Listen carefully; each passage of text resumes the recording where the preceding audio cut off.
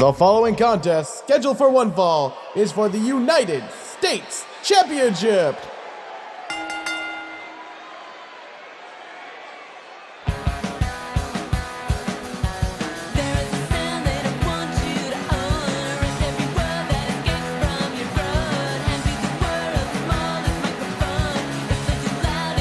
Ladies and gentlemen, the time has come upon us. Welcome to the historic Resurgence 100. I'm commentator Uno, and we are live at the Wells Fargo Arena in Philadelphia, Pennsylvania. And what you're seeing now is each competitor on tonight's show will have their debut on the Resurgence show shown to you. And as you've seen, Marukane, one of the newest members of the roster, debuted at Resurgence number 82. But his opponent has been around much longer. And you're going to hear a nice special treat from the past for a lot of the RWR veterans here.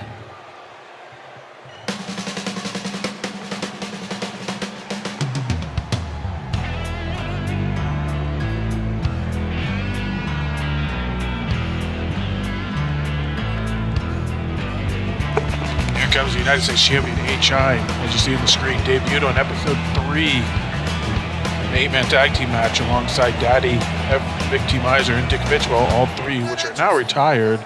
But HI on his own, doing well as the United States Champion thus far.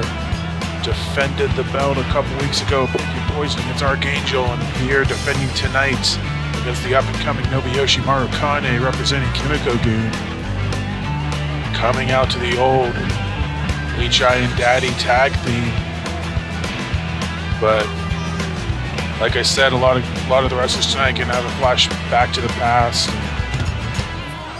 While we look forward to Beach Brawl and to the future of RWR, we are going to take a peek back at times too to remember the past 100 episodes of Resurgence. But we're going to kick things off with our first of 4 unprecedented title matches given away to you on free TV. Can you believe that? Free TV. But here we go. We'll go down the ring for introductions. Introducing first, the Challenger. From Kobo Yamanashi in Japan, representing Kimiko-gun, this is the Footlord, Nobuyoshi Marukane.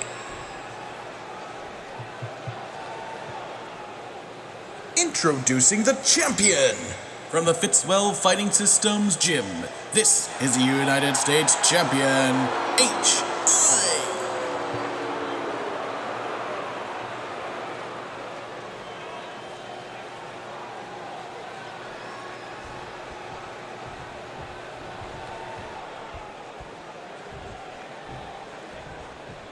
And there you go, that's what it's all about. The United States Championship. Here we go, Marukane, his first career RWR title shot. And then the champion HI, here we go. Of course, Marukane, he won an 8-man over-the-top rope battle royal a couple weeks ago to get this spot. And of course, the winner here will take on Davey Rogers at Beach Bar for the title. Davey won a fatal 4-way match last month, and he was slotted in his spot because of his past success against champion HI. But going to be very interesting if, Marukane ended up taking home the title here, because while the two did mix it up, Davey does have a win over Marukane, so he does have a little history with him too. So I guess it's fair either way, honestly. But nonetheless, there's a jam-packed card for you tonight. Obviously, pay-per-view quality card with all the title matches around.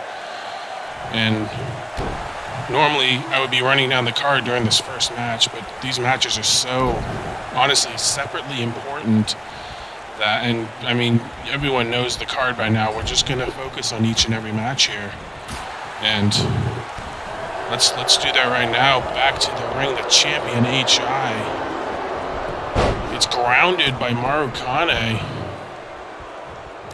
Got caught there. Of course, HI has the size advantage clearly over Marukane, but Marukane's got a got a little some tricks up his sleeve. A little bit of a trickster. I mean, he'll really do anything it takes to win, but I mean, that mentality is also prominently seen through Fitzroy Fighting System. So honestly, don't let the size fool you, because it's really two similar styles here. And HI, the cartwheel and the backflip into the splash, and the champion taking early control here in this matchup. Oh boy. Oh, drops the pile driver on Marukane. It could be over already for the challenger. The champion HI goes for the cover. One. No, only a 1 count on Nobuyoshi Marukane. The kid's got some fight in him, and he's not going to let his first title shot in RWR go by the wayside that quickly. But he's got to mount some offense fast, because the champion here is starting to get going. And now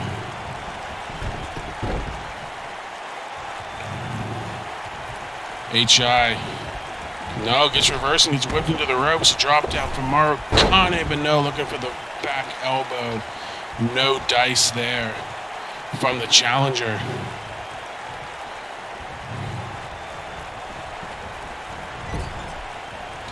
And now the champion's into the corner. He gets rammed into the LED post on the other side.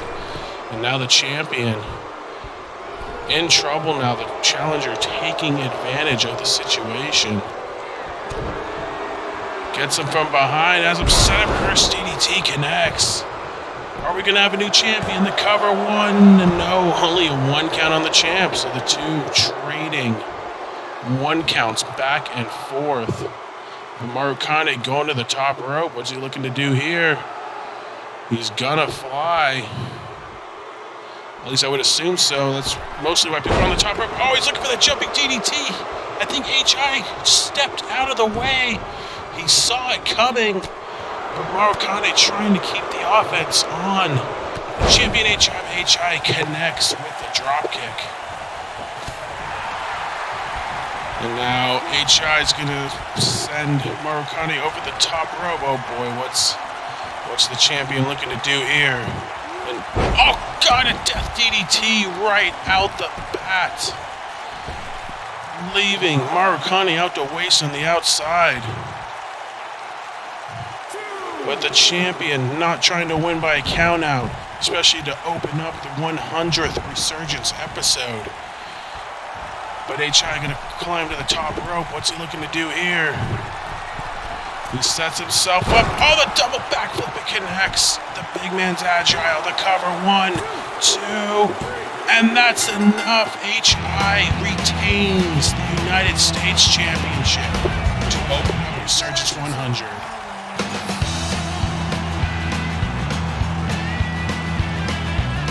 The winner of the match, and still RWR United States Champion, HI. HI, a hard-fought victory. He put away a very game Nobuyoshi Marukane, but that double backflip was enough to put away the challenger here, and HI lives to see another day. And that right there just confirms another Beach Brawl matchup. HI will defend his title against Davey Rogers at Beach Brawl. The two collide once again, but this time for the gold. And now coming up next, the first tag team action of the evening.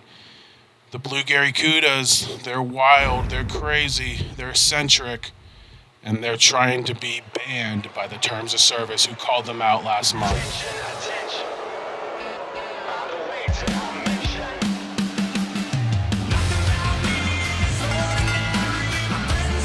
The following contest is a tag team match. Ladies and gentlemen, on their way to the ring, this is the Terms of Service. Terms of Service made their Resurgence debut on episode 66 against High Daddy.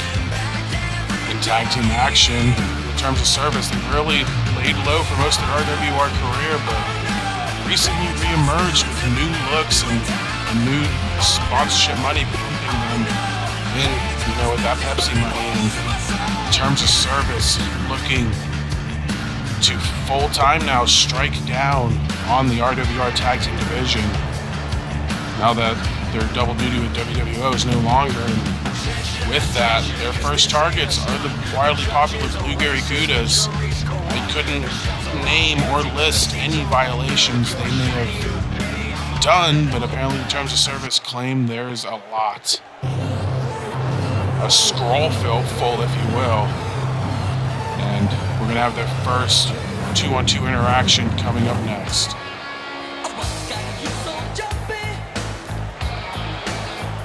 On their way to the ring, the team of Brandon Richards and his much cooler brother Gary, the Blue Gary Kudas.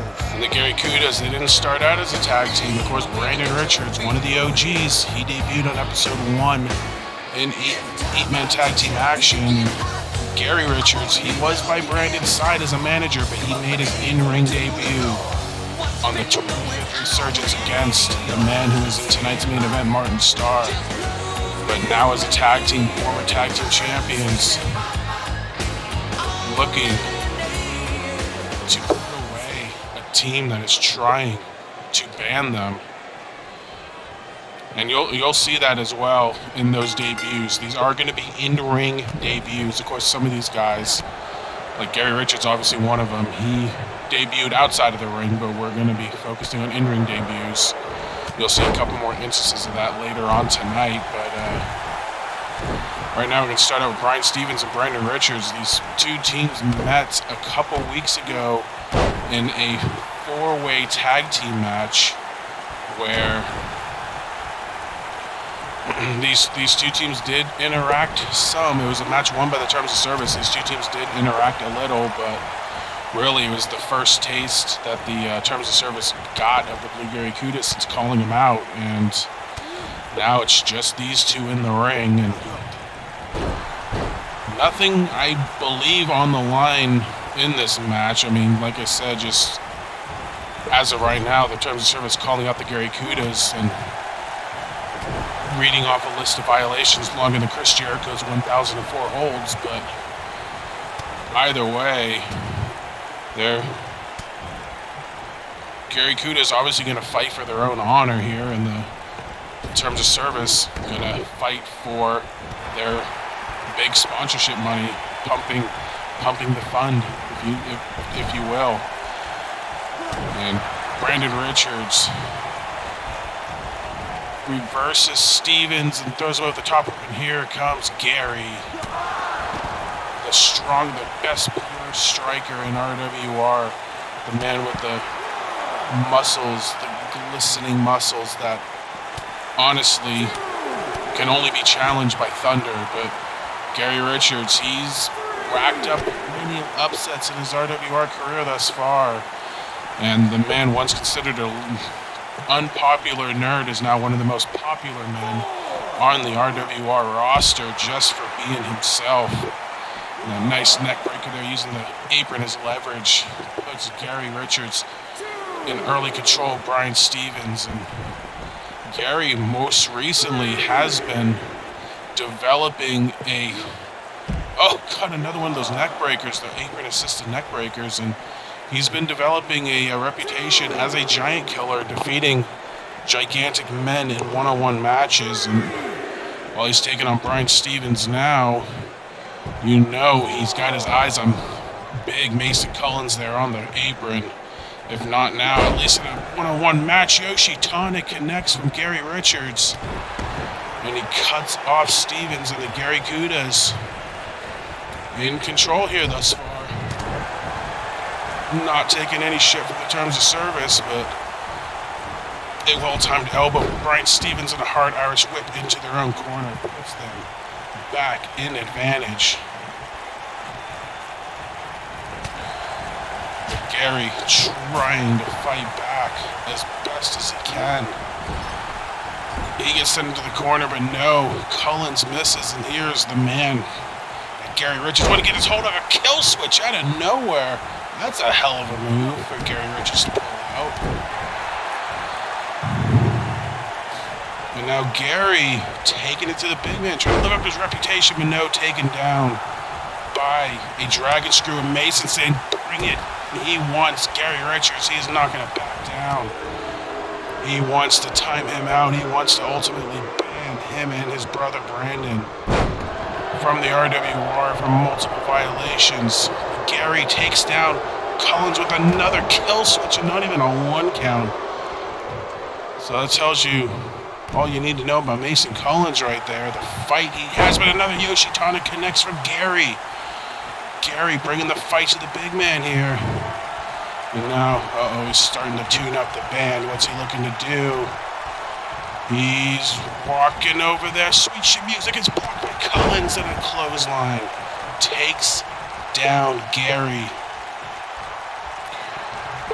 Now, a big knee to the gut and a big discus clothesline nearly cuts Gary Richards in half. The cover, 1, 2, no, 2 count only.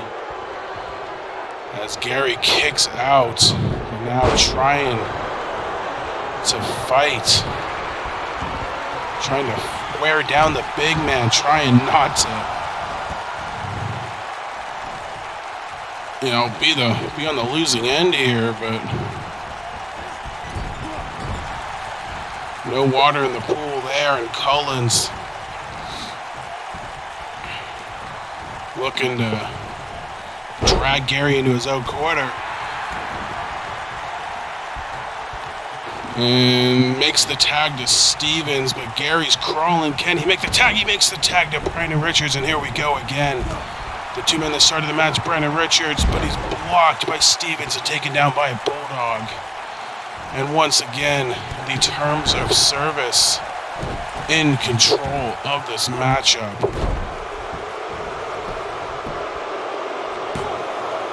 Cover, only a 1 count on Gary.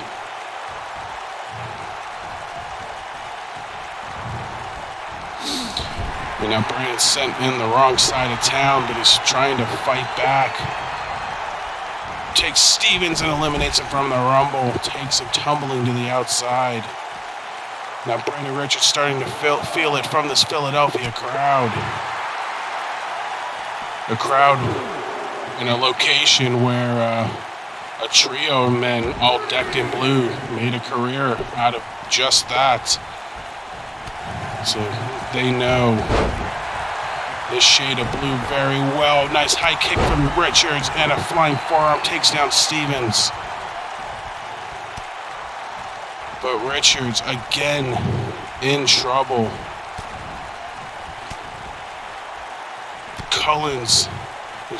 Stevens, pardon me, gets sent to the corner, but it sends her a seat right back to Richards. And what's Stevens looking to do here?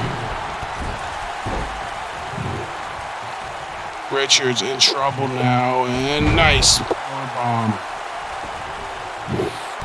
from the corner.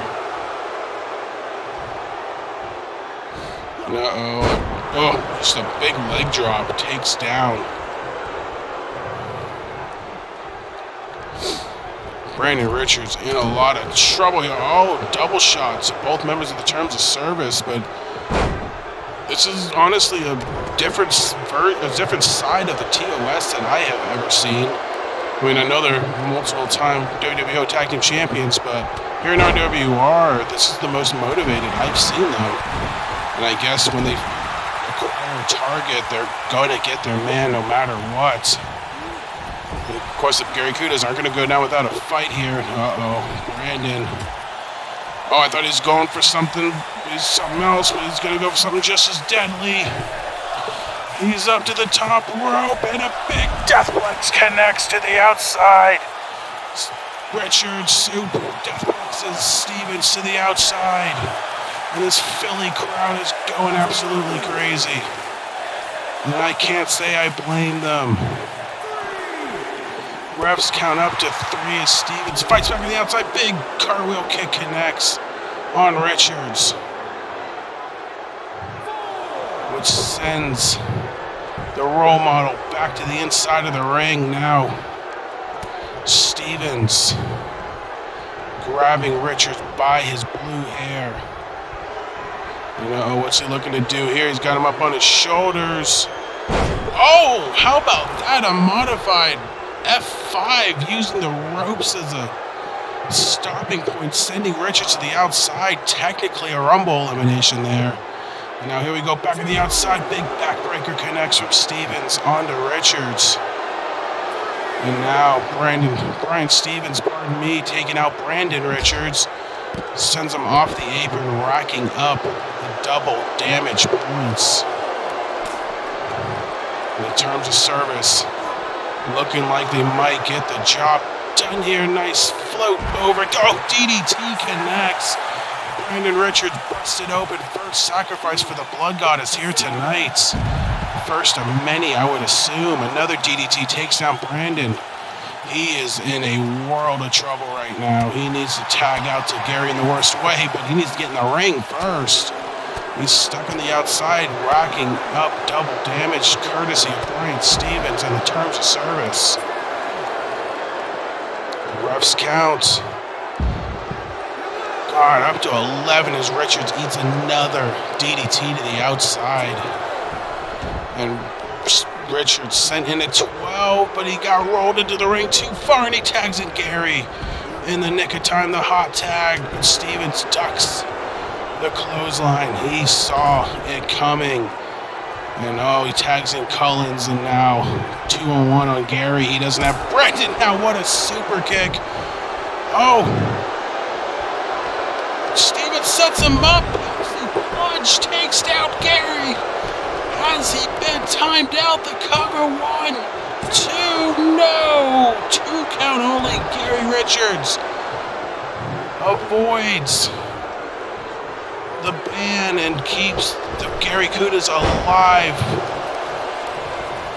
Gary missing a drop kick there. Another cartwheel kick from Collins takes out Gary Richards, who was all by himself now. Brandon still reeling on the outside. Gary fighting back with a jawbreaker, but everything just getting blocked by Collins. The big man came to play against the Giant Killer here tonight. Swats away that drop kick. And just working over Gary's gigantic muscles. On a back elbow, Judas Effect takes down Gary. And now Gary on the wrong side of town, going to tag Stevens right back in. Looking for that move again, another super kick, but Collins this time, he's going to be the one to give Gary the Pepsi plunge. And now Stevens with the cover, but Brandon's right there on the apron. 1, 2, Brandon Richards easily breaks it up. He was there, but now he's going to pay for it as Collins big butterfly suplex takes him down. And now Stevens sizing up Gary. Are they going to fulfill their destiny? Another Pepsi plunge on Gary. The cover, 1, 2. No! Brandon Richards gets in there in the nick of time and breaks up the pin. And the Gary Kudas live at least a little bit longer. But how much more do they have? How much more is left in the tank of either man? Brandon Richards bleeding all over the place. Gary Richards has eaten 3 Pepsi plunges. What more do they have left? And now Gary busted open. More blood for the Blood Goddess. Both members of the Gary Kudas mixing their blue with the crimson mask. What more can they do? Another cartwheel kick by Stevens. He drags him in and slams his arm to the ground. And look at them posing to this Philadelphia crowd, this angry, hostile Philadelphia crowd.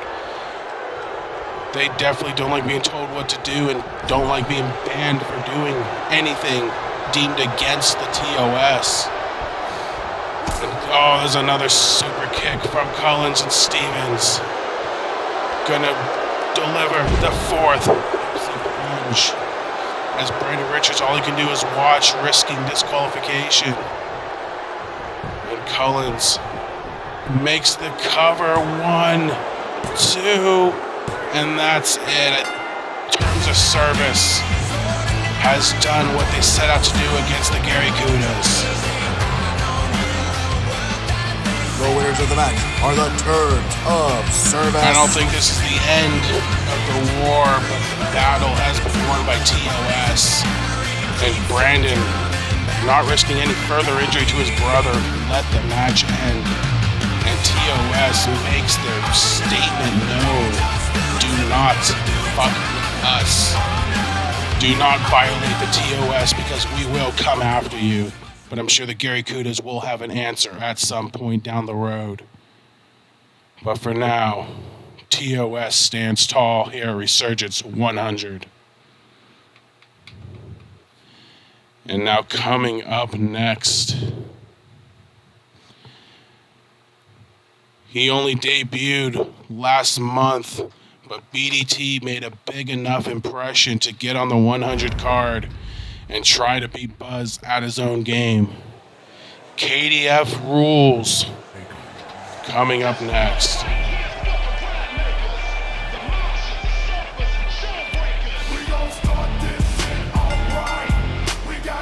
The following contest is a KDF match.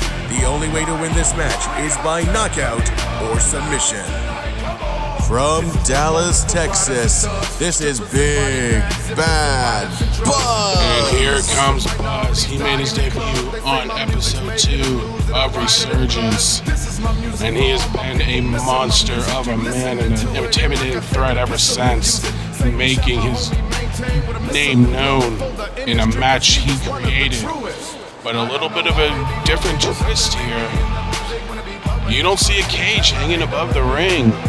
That's because Buzz himself requested no cage for this match.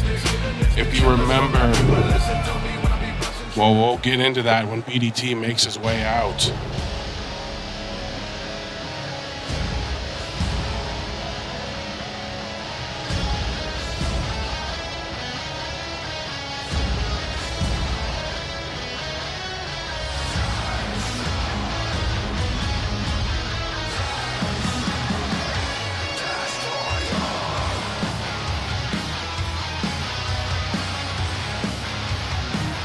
On his way to the ring, this is the Destroyer, BDT. And the Destroyer BDT, you'll see the graphic of when he made his in-ring debut shortly. But there you go, Resurgence 98, he made his in-ring debut in that 8-man Battle Royal, the BDT. He made his actual debut at Resurgence 96. Buzz defeated Jason Carter in a KDF Rules match, an actual KDF Rules match.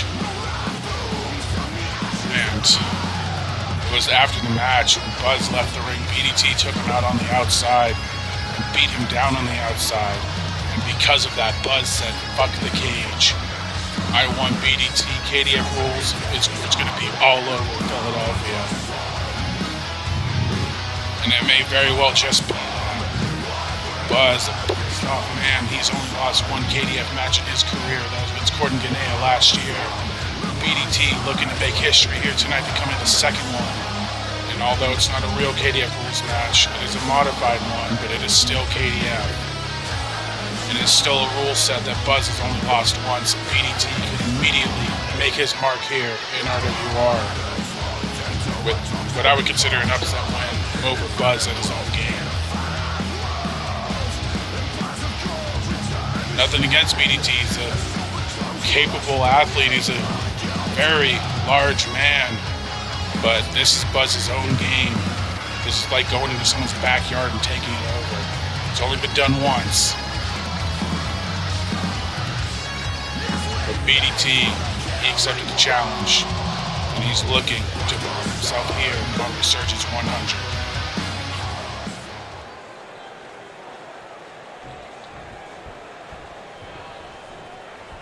We go, Buzz BDT, KDF Rules, no cage, it's going to be all over Philadelphia.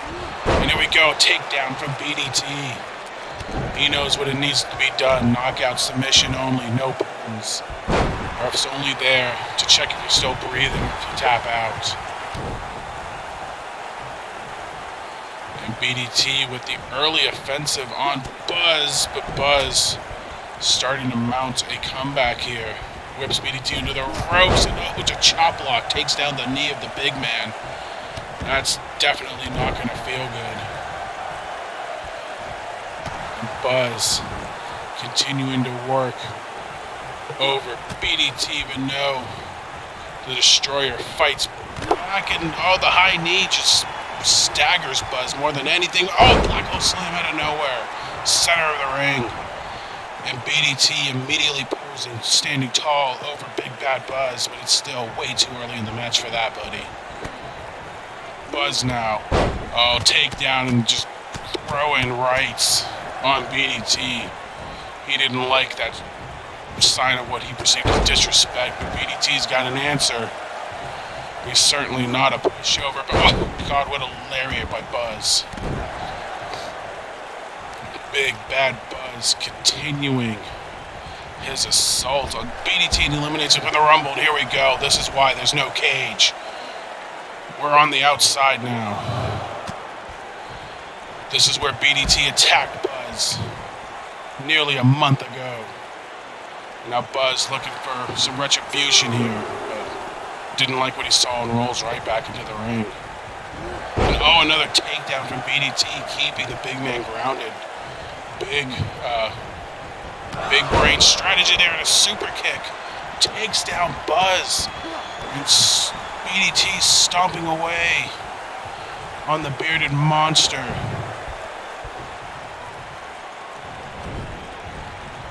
And big running knee into the corner. Buzz, I don't think has faced a man this similar in size since he took on Chris Jones back in January. But so far, BDT has had an answer for everything. What's he trying to do here? He's got Buzz by the back of the head. And trying to throw him out of the ring. Buzz hangs on. Oh boy. Oh no, not again. Not again, BDT. Death DT connects, takes down Buzz. Using the apron as his friend. Using the modified rule set to his advantage, but Buzz answers right back with a DDT of his own. Using the outside to his advantage. Using the double damage points to his advantage. And look at him. I don't want to play outside. Let's go. Back in the ring. I'll only take you out there when I need to. Side effect from BDT. Takes down Buzz.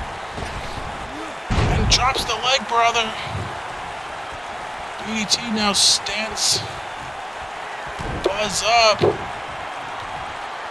Up and down. BDT not done.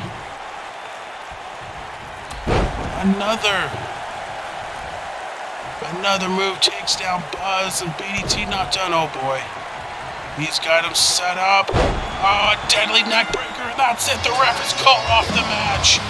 Buzz knocked out by BDT, and he has done the impossible.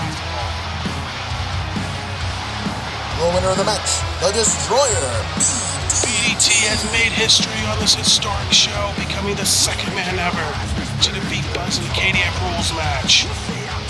Buzz modified the match, and it came to bite him in the ass. BDT gets the job done and knocks out Big Bad Buzz in his own game. And now BDT is a man you need to look out for here in Resurgence, because he just damn well made a statement here tonight. Oh my. And now, coming up next,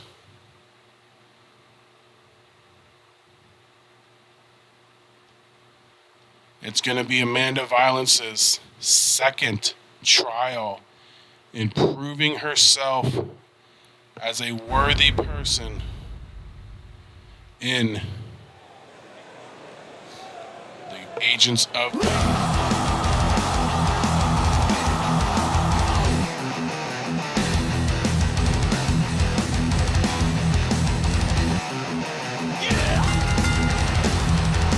Ladies and gentlemen, this match is scheduled for one fall.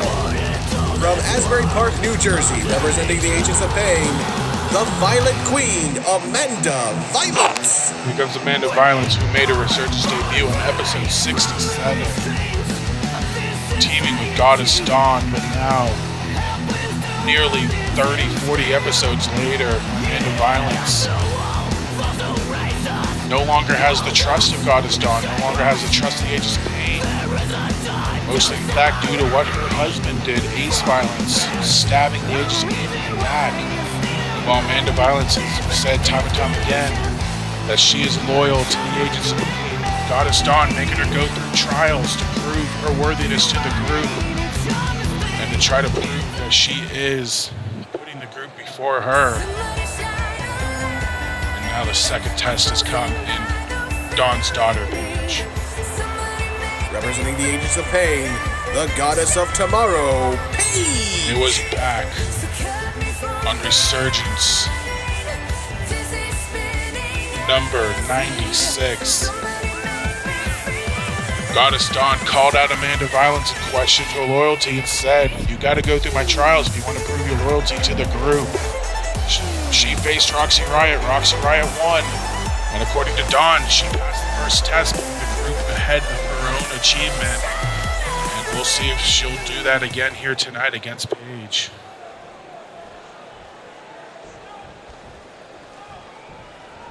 So here we go.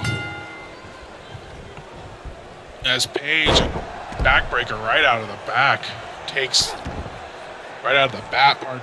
down Amanda Violence.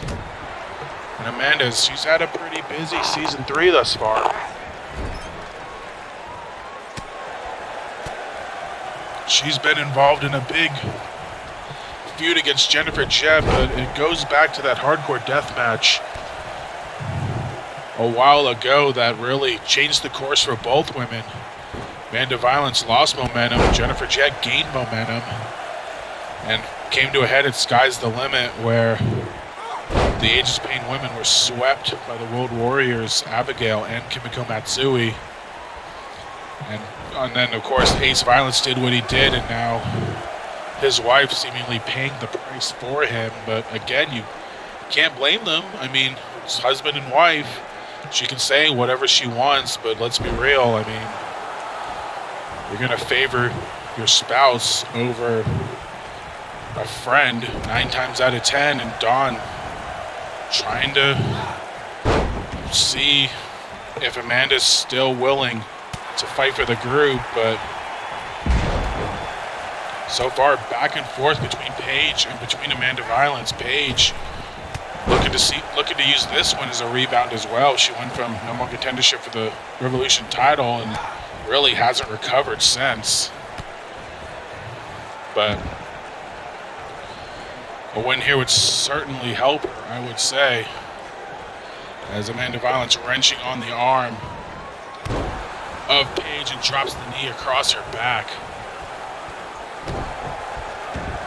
Now the Violent Queen taking it to the Goddess of Tomorrow, another arm wrench.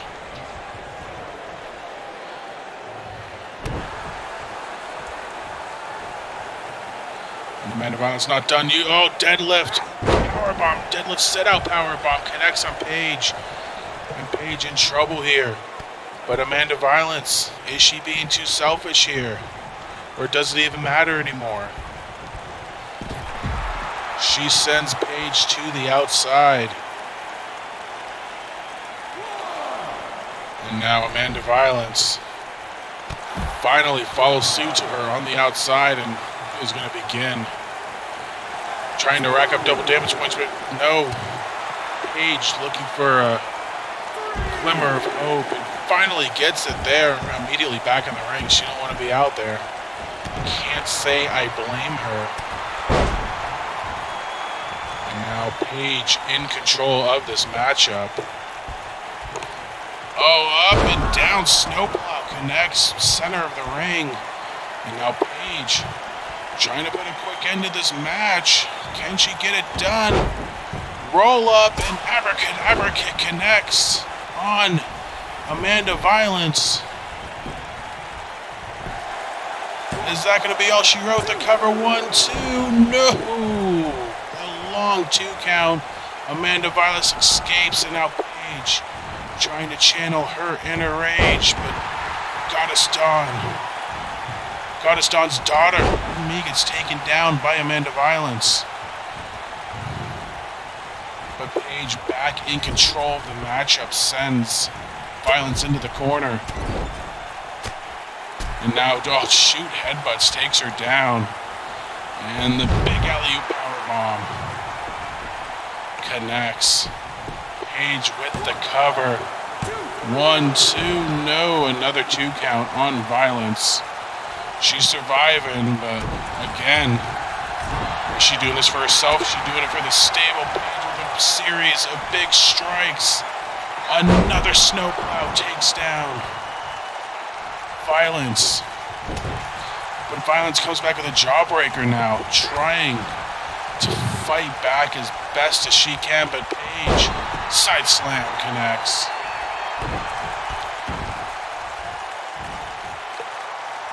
And now Paige just beginning to wrench the arm of Violence, takes it down. And Violence sent into the corner once again. And another alley-oop powerbomb connects. And Paige in full control of this matchup.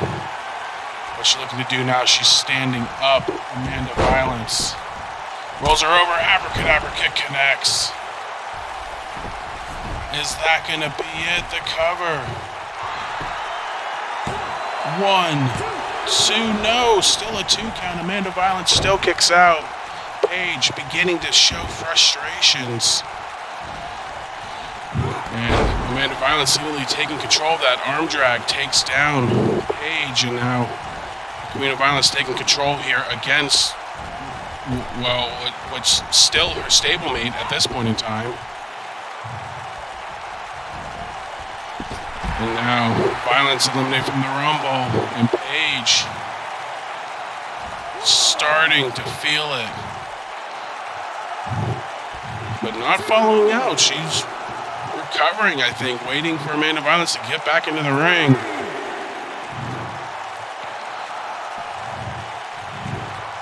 Ref's count barely gets to 4 before Amanda Violence obliges. Oh, she catches Paige out of nowhere. Sit out tombstone out of nowhere as a transitional move.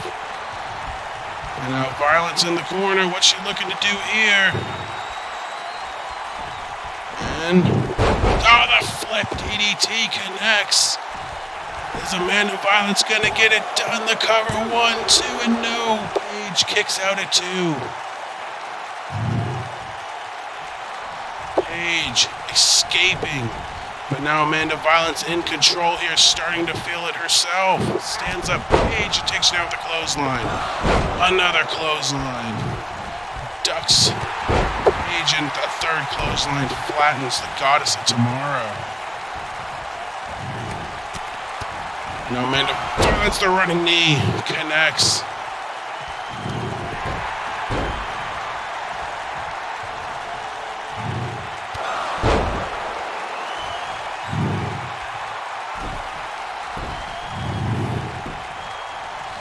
And now the cover from Paige on Amanda Violence. 1, 2, and no. Still a 2 count there.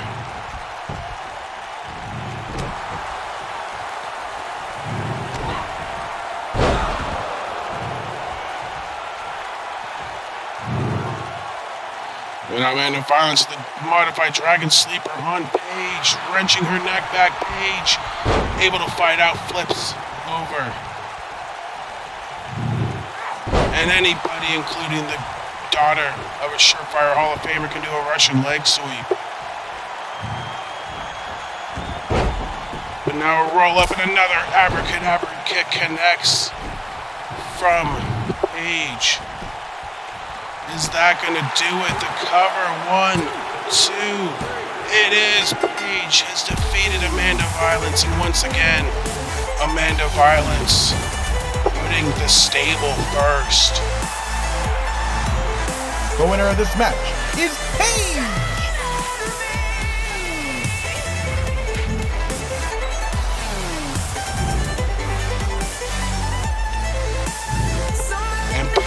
Gets the job done, and I'm being told in my headset Goddess Dawn was watching the match from the back monitor, and well, she basically said that Amanda Violence did pass the second test because Paige won, and her third and final test will be Goddess Dawn herself at Beach Brawl.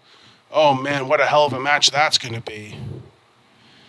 But now coming up next, second championship match of the evening. Recoil defends their tag titles against the Fallen Kingdom. Coming up next.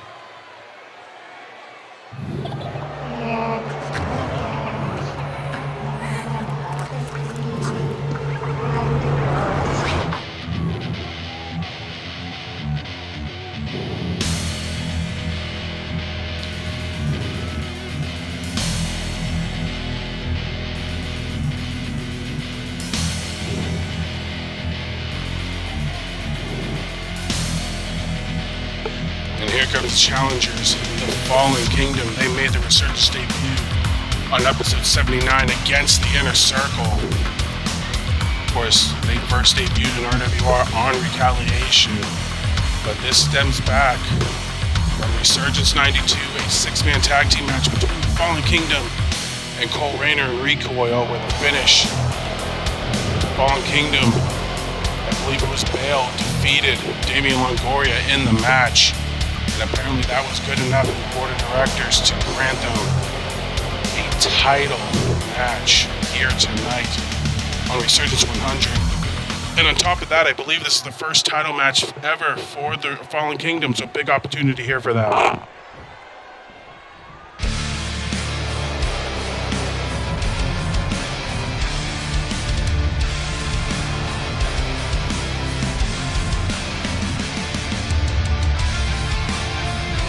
Come the champions. First, Gordon Gannett, he debuted on episode 59 of Resurgence against Archangel.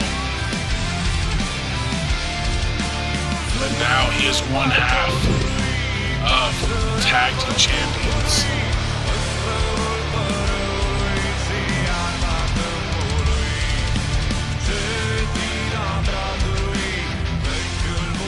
Excuse me, one half of the tag team champions with Gordon Gannett, with Damian Longoria, pardon me, as part of Kimiko Goon. And here comes the other half of the tag team champions, Damian Longoria with the throwback thing.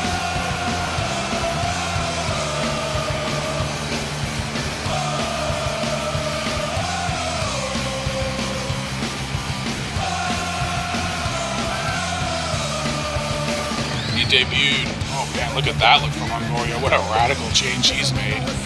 He made his debut on Resurgence 22 against Yuri Matsuda. There's a name for you. Dark Okada. And Longoria, multiple-time United States champion, multiple-time tag champion now, currently reigning.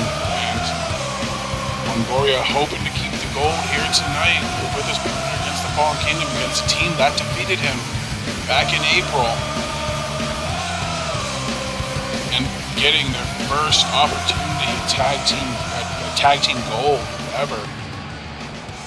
But can Recoil get the job done before heading to Beach Brawl in that big triple threat match where the Blazed Runners and Total Legitimate Business? The following tag team contest is scheduled for one fall and is for the RWR Tag Team Championships.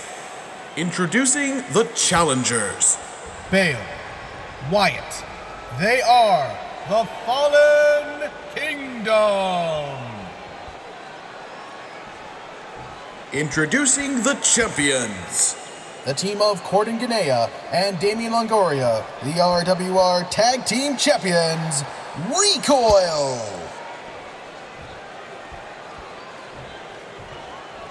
And here we go. They give up their prize. And that's what it's all about. The RWR World Tag Team Championships. Can Recoil hang on to the belts? Or will their second reign be just a blip? And here we go. We're going to start it with Bale. Start it with Gannett. Bale just staggers back from that drop kick. And Gannett going to try to work over the big man. I mean, best of luck. But Bale going to ram Gannett's head into the turnbuckles over and over and over. Ganea staggers to the ground.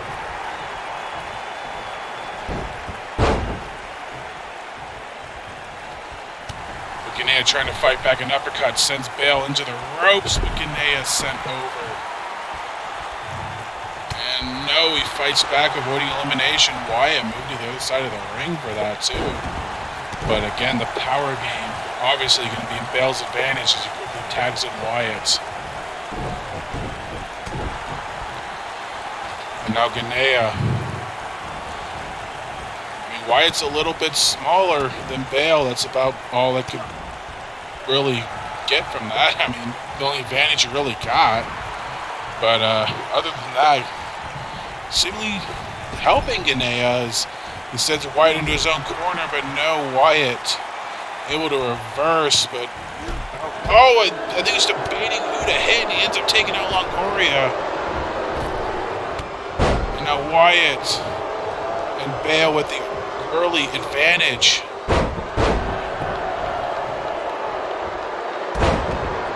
Wyatt dropping the leg, brother. Ganea needs to tag out in the worst way. Longoria back on the ropes. But, a DDT takes him down, and Ganea gonna make that tag, and here comes Damian Longoria. He's the reason why Fallen Kingdom has this title match, and he's looking to get some retribution here, of course. Going into the match, everybody thought that it would be Razor Sharp and Justin Sane invoking the rematch clause, but I mean, as far as I know, the camp apparently rejected the offer, and well, here we go instead. Oh, but Ganea taken down, and the quick cover from Wyatt. Only a 1 count. And now Wyatt taking it to Longoria here. Irish whips him into the corner and tags in Bale. What's the bunking looking for? A stinger splash, and what's this? Oh, they assisted. World's strongest slam. Bale obviously making a cover. The ref wants Wyatt out of the ring before doing so. And only a 1 count because Ganea breaks it up, and another 1 count. Longoria kicks out of that one, but I think Longoria taking advantage of the rules there, not bothering kicking out of that move because he heard the ref trying to get Wyatt out of the ring. A costly mistake for the Fallen Kingdom there. And now Longoria gonna tag back out to Ganea. Here we go, the original men that opened this match.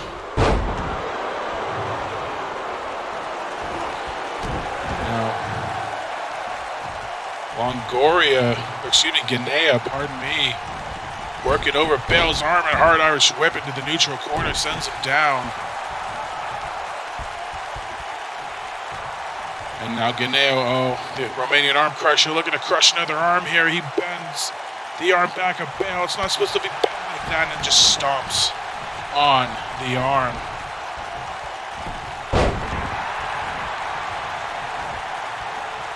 But Bale trying to fight back here.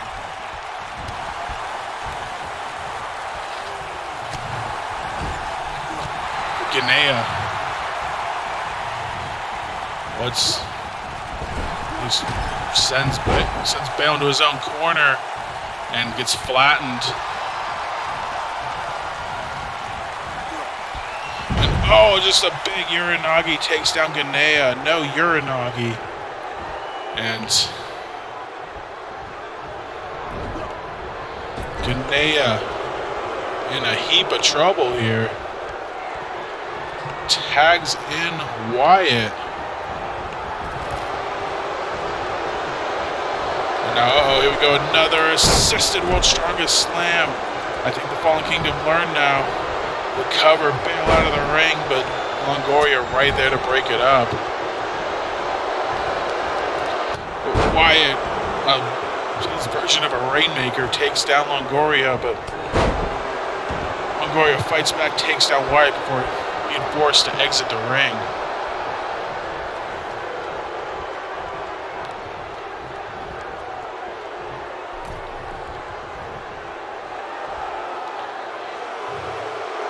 Now, Longoria using the ropes as leverage there to help himself out. He has still 5, ref. He's going to take advantage of that, but Wyatt using the power game to his advantage again. Flattening Ganea. But Ganea, 2-time tag team champion, going to fight back here. And again, the power game from Wyatt. I think that's the Fallen Kingdom's game plan going into this. Use the power to your advantage. Oh my God, Air Bale takes down Ganea. If there's anyone that can throw Bale like that, it's certainly Wyatt, and vice versa. But, huge. Not really. That was a pretty soft power slam there from Bale. Just kind of using his weight to lay on top of Ganea, who's in heaps of trouble now, as here comes Wyatt once again. And, oh boy, he's perched up on the top rope. Oh no, why are both of them on Brett's rope? Oh God, a double avalanche back suplex. Ganea in trouble now. Are we going to have new tag team champions? Is the upset going to happen? TKO takes down Ganea. The cover from Wyatt, 1, no, broken up by Longoria, who keeps the gold around their waist just a little bit longer. But now the two double teaming get Longoria here. Longoria in a little bit of trouble. Oh, he catches Bale, and a nice knee buster there takes him out of the equation momentarily. Wyatt looking for something, and Longoria breaks it up with the little moments of time he has left in the ring. And Longoria gets saved by Ganea, exits the ring, and Wyatt exits the ring as well. Eliminated from the Rumble by Ganea. And here we go on the outside for the double damage points. As Ganea just sends Wyatt into the ring. Okay. And Wyatt was looking at Longoria. Up and down. Taken down by Ganea. Bale still struggling on the outside. Ganea, big neck breaker. Takes down Wyatt. Is that going to do it? The cover. 1, 2, no. 2 count only. Wyatt survives. But now Longoria is on the outside playing defense against Bale. Ganea. Triple clotheslines, takes down Wyatt. Now, he's gonna do some mat wrestling here. Gator roll takes him down, keeps him down. Ganea showing signs of life here. Is he gonna get the job done? A neck breaker takes him down. Of course, Resurgence tag rules. No submissions, but up and down with the cover. 1, 2. Oh, God, a 2 count. Bale broken up with a big boot. Good Lord. But Ganea not done. He recovers. And trying to stand up Wyatt and looking for another neck breaker. Takes down the big man. The cover 1, no, broken up by Bale once again. But now, this match continues. Wyatt trying to gain an advantage, but getting Longoria with the defense, a nice DDT. Takes him down, avoids the tag to Bale. And now Wyatt's into the wrong side of town. Front forearm takes him down. Courting Ganea, getting the job done here for his team. Jerks Wyatt off the ropes.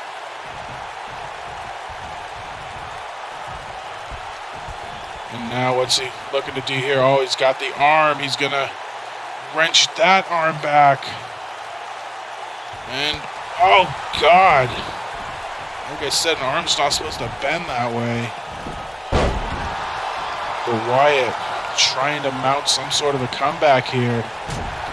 But Ganea puts an end to it. Oh, he catches him from behind. Third time in the match, up and down. Is that gonna do it? No, it's not. He's not going for the pin instead. He just a big elbow to the head of the big man. And again, using the mat wrestling to his advantage, wearing down Wyatt, who's been in the ring for far too long. Needs to tag out in the worst way. Can he, though? He sent it to the wrong corner. Another flying forearm connects. Ganea again rolls him over closer to his corner. Wears him down. And no. Tag denied by Wyatt. Oh, Wyatt was going after Longoria again. Misses this time. Eats a knee for his troubles. Longoria and Wyatt both down right now.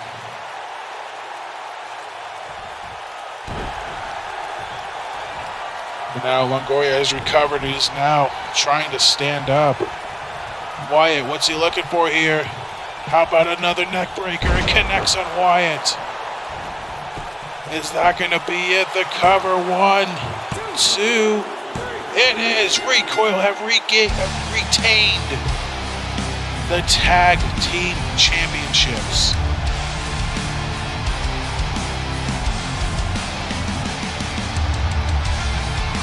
The winners of the match, and still RWR Tag Team Champions, Damian Longoria and Corden Ganea.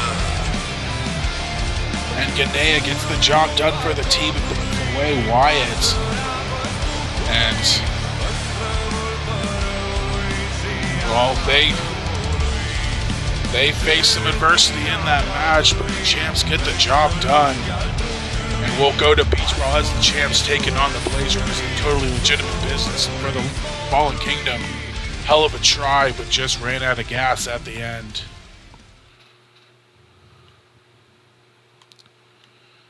And now coming up next,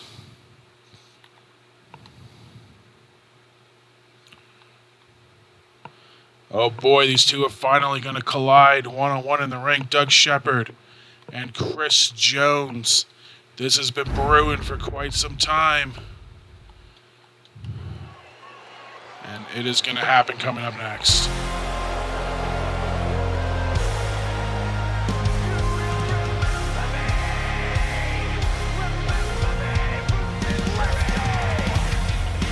Here comes another classic theme.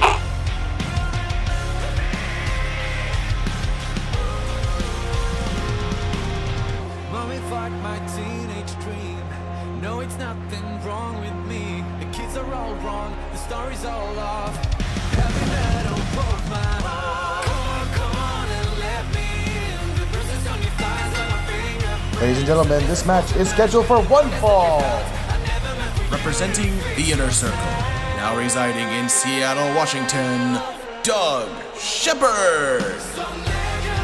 Doug Shepard made his debut in episode 21 of Resurgence against Vlad Alucard, back when he was known as Doug the Dangle Beavers. But Shepard, he's made a very good name for himself here in RWR, especially bringing in the Inner Circle. And they have wreaked havoc on RWR, especially in Season 3, where Shepard cashed in his golden ticket and was the World Revolution Champion.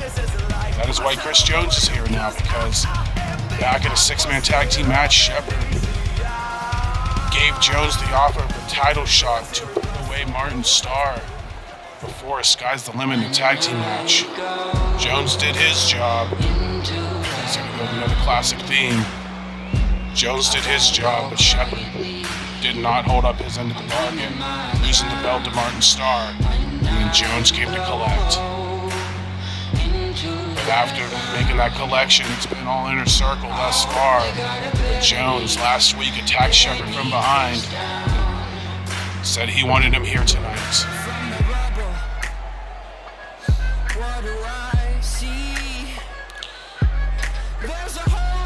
he said he wanted Shepard tonight. He wasn't going to wait any longer. And here we go. One-on-one finally between Chris Jones and Doug Shepard. On the way to the ring, from Akibara, Japan, this is the final boss, Chris Jones.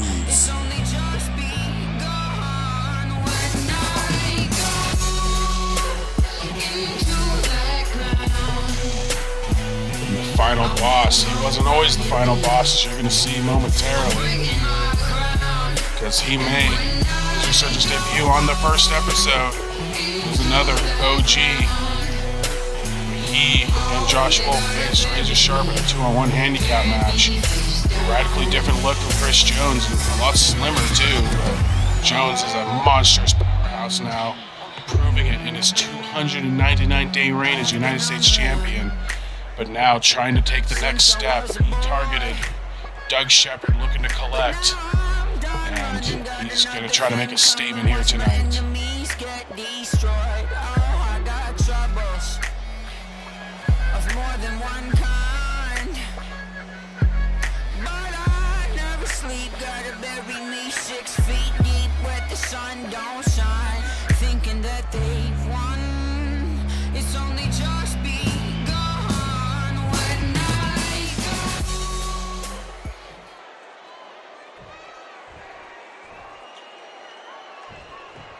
And here we go, Shepard Jones gonna collide, and Shepard right off the gate looking for a drop. A clothesline of Jones with a spear right out of the gate. Takes down Shepard, and now back and forth to another clothesline from Jones.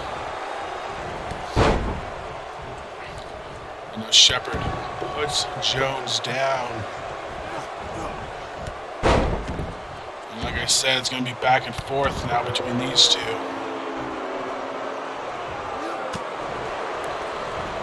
And Shepard, flips Jones over, but obviously he was in the ropes, but...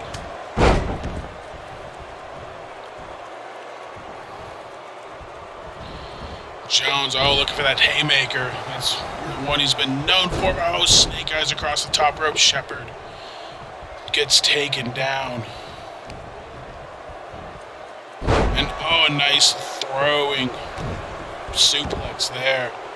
Puts down the former Revolution champion and the former United States champion in control here.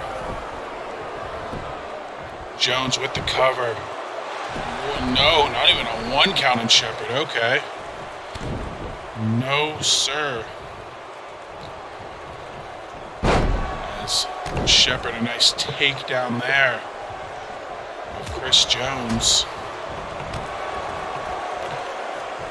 And continuing to work him over, sends Jones into the corner, and the clothesline connects.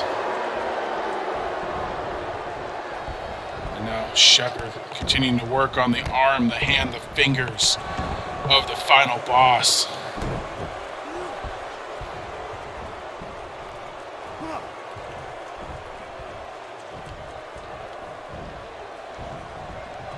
And nope, whatever Shepard's looking for does not happen. Gets flipped over. And big boy senton connects. Chris Jones now.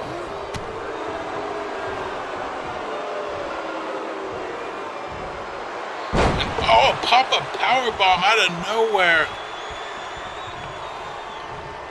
from Shepard, and he's looking to put a quick end to Chris Jones. The strength, a spike pile driver from Shepard on Jones. The strength in the board, only a 2 count, if you could believe that. Good Lord.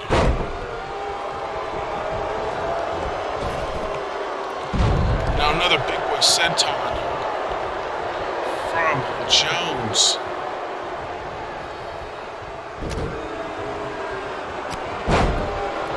Shepard runs him over. There we go. I couldn't think of the word, and poses over the fallen Chris Jones. And just drives his foot into Jones's gut. And now there's the camel clutch, but again, Jones's foot's already in the ropes.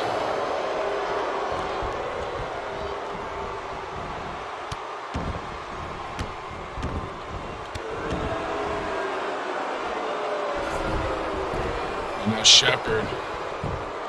The quick cover, no, only one count.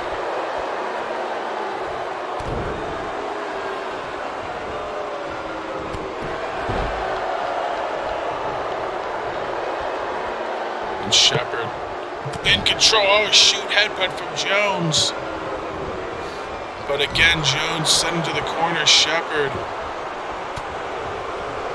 in taking over this match, and you hear these big boos from the crowd. The Philly crowd hates the inner circle. Jones, not a popular man himself, but it's not about cheers. It's about Jones coming to collect, and Shepard putting away the collection agency. A 2 count there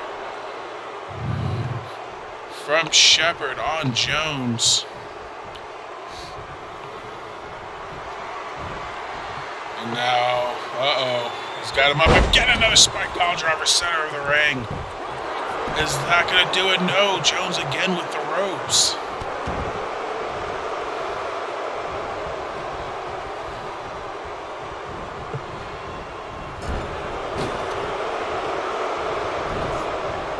And now, what's Jones in control here? Oh no, you know what's coming next. He sends him to the ropes and a big KTFO elbow. And Jones not done. He turns Shepard over. Boston Crab locked in. Shepard trying to crawl to the ropes. Nothing there.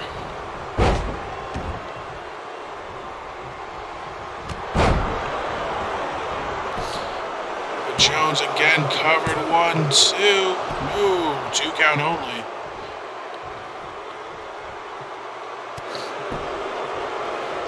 Shepard continuing his attack on Chris Jones here. Jones, he's had a couple spots, but this match has been mostly Doug Shepard. Another cover from Shepard on Jones. 1, 2, and no, still a 2 count.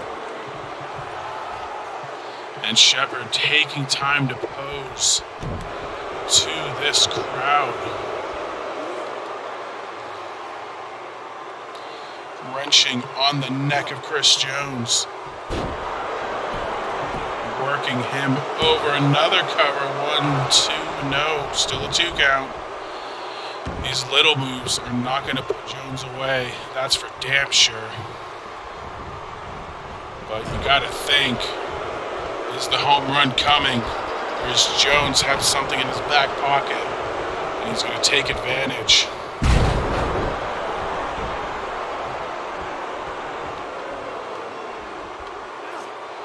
Again, Shepard just wrenching on the neck of Chris Jones.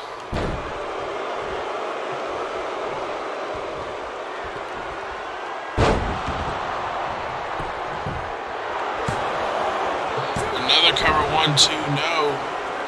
Still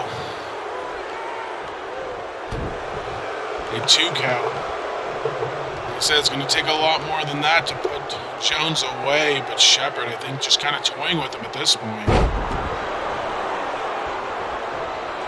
It's Jones still flat on his back, and now Shepard. Is he going to get the job done? He's got Jones up from behind, and once again, another spike pile driver. The cover. 1, 2, and that is enough. Shepard gets the job done against Chris Jones here tonight. The winner of the match, Doug Shepard. Shepard says the collection agency is closed. There's nothing here to collect. And that promise to you was empty.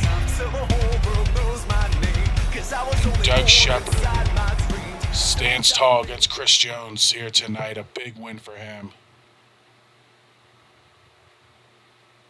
Big statement win, too.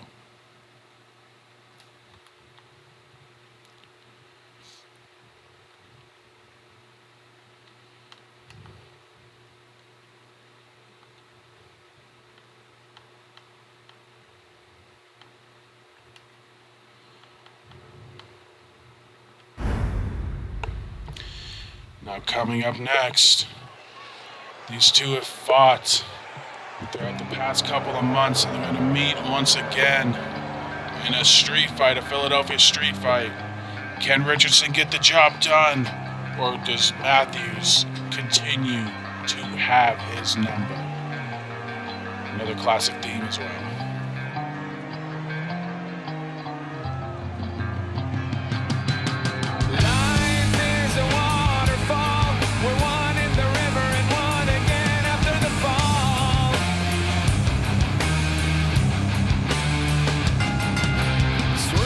Ladies and gentlemen, the following contest is a street fight. And it is Falls Count Anywhere. Residing in Windsor, Ontario, Canada, Danny Richardson. Here comes Danny Richardson. He made his debut on episode 42, encountering Adam Shaw backstage back when he was the leader of One Night Stand. Richardson, obviously a different man this time around. He's become more broken, he's become more down, more depressed, more drunk. It's because he just cannot get it done in the ring. And especially more so with his recent encounter against Matt Matthews. He cannot solve that puzzle. He's hoping tonight is his night. He can finally, at least briefly, get out of his slump.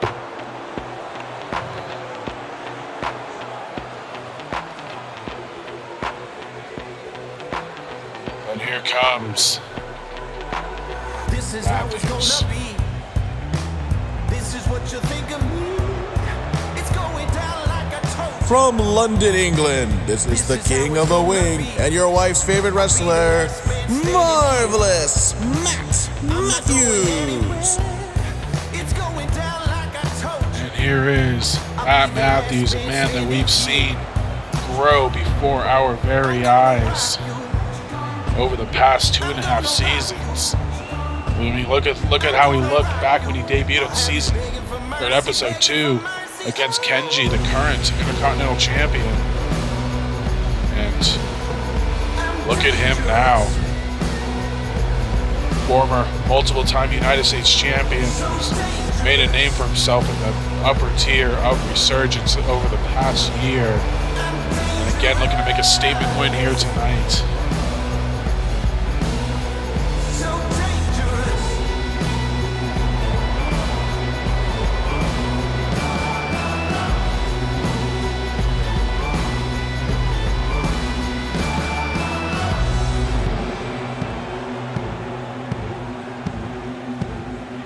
I'm the baddest mother up in here, and I'm about to make it clear.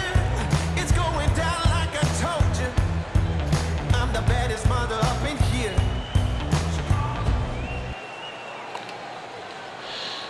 And here we go. No jeans over the knee pads for this one. These two are just going to beat the shit out of each other. And here we go.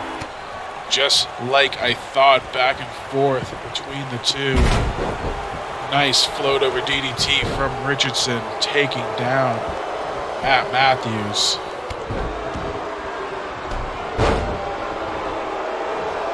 And Richardson just starting to wail away on Matthews, but Matthews blocking the suplex, and suplex of his own takes down Danny Richardson.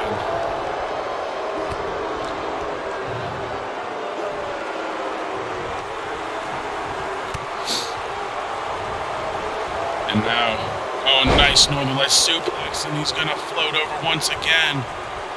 But no, he's not gonna go down the field. Richardson blocks and dropkick takes down Matthews, who looks to retreat to the outside.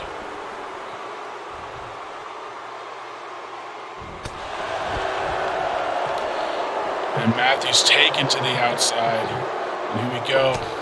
Double damage points in play. Richardson, forearm shots on Matthews. Racking up double damage points here. And Matthews just sent to the other side of the ring.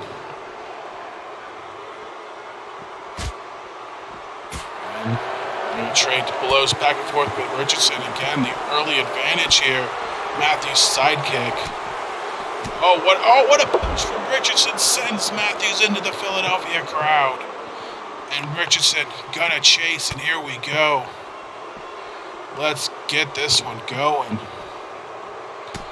Richardson trying to send him down the line. But back and forth shots, and Richardson runs into a chair. Unaffected grabs from behind, up and down.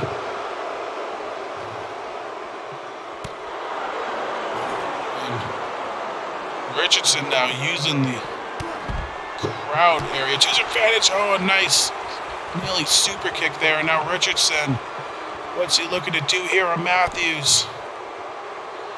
Oh God, he's got him set up. And clean shave connects on that concrete. Triple damage in play. The cover, 1, 2.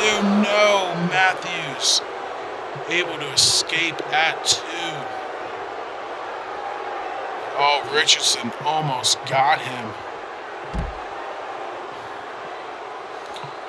But now, Richardson wearing down the legs of Matthews.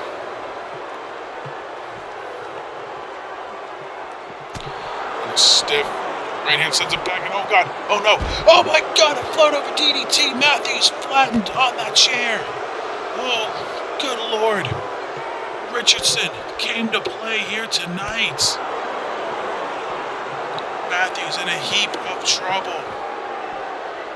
Kick misses, but Richardson still on the offensive. Takes Matthews. Well, he's trying to take him somewhere, but ultimately blocked. And now Richardson fights off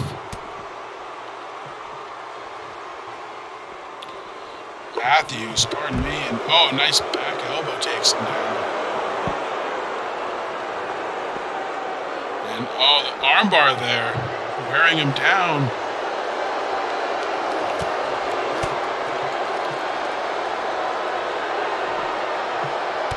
And Matthews now up and down. Modified reverse DDT, the cover, 1, 2. No. Still a 2 count.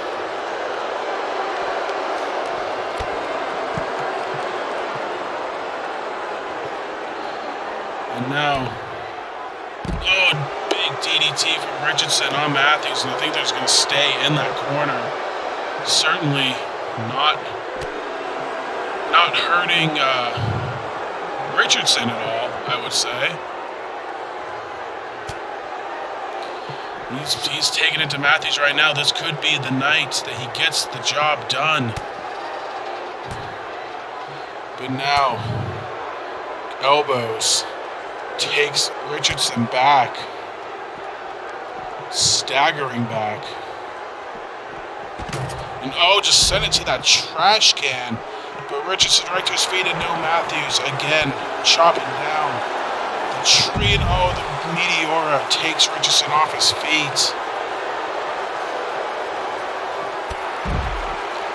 And now Matthews getting him open in this match. Now wrenching on the arm himself. But big punches from Richardson. Matthews open. More blood for the Blood Goddess here in this street fight. And oh my God, a suplex on Richardson through that table. And that might be the opening Matthews needs in this match. And not even a match, in this fight. And Matthews, what's he trying to do? Angel's Wings connects. Richardson in trouble. The cover. Referee trying to get a position. 1, 2. Oh, and that is it. Matthews absolutely steals this one from Richardson. He had him again, but Matthews able to steal it in the end. The winner of this match, Marvelous Matt Matthews. Oh, Richardson, he had him the entire match, but Matthews ultimately steals it. One move, the suplex through the table, and gets the job done once again and defeats Danny Richardson one more time. And all right, coming up next, we're getting into the nitty-gritty here, the big time matches. And this one's certainly going to be one. Max Silverstein and DJ Kraft one-on-one. The winner will take on the World Revolution Champion at Beach Brawl, who will punch the ticket to MetLife Stadium. Coming up next.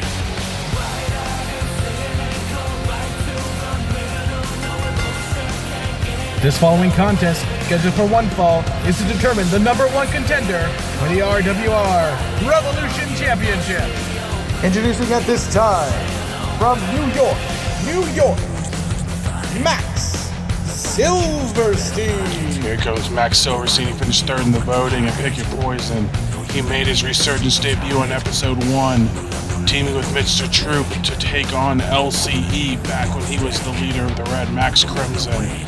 With Silverstein, a win here would get him his first title shot since reforming himself.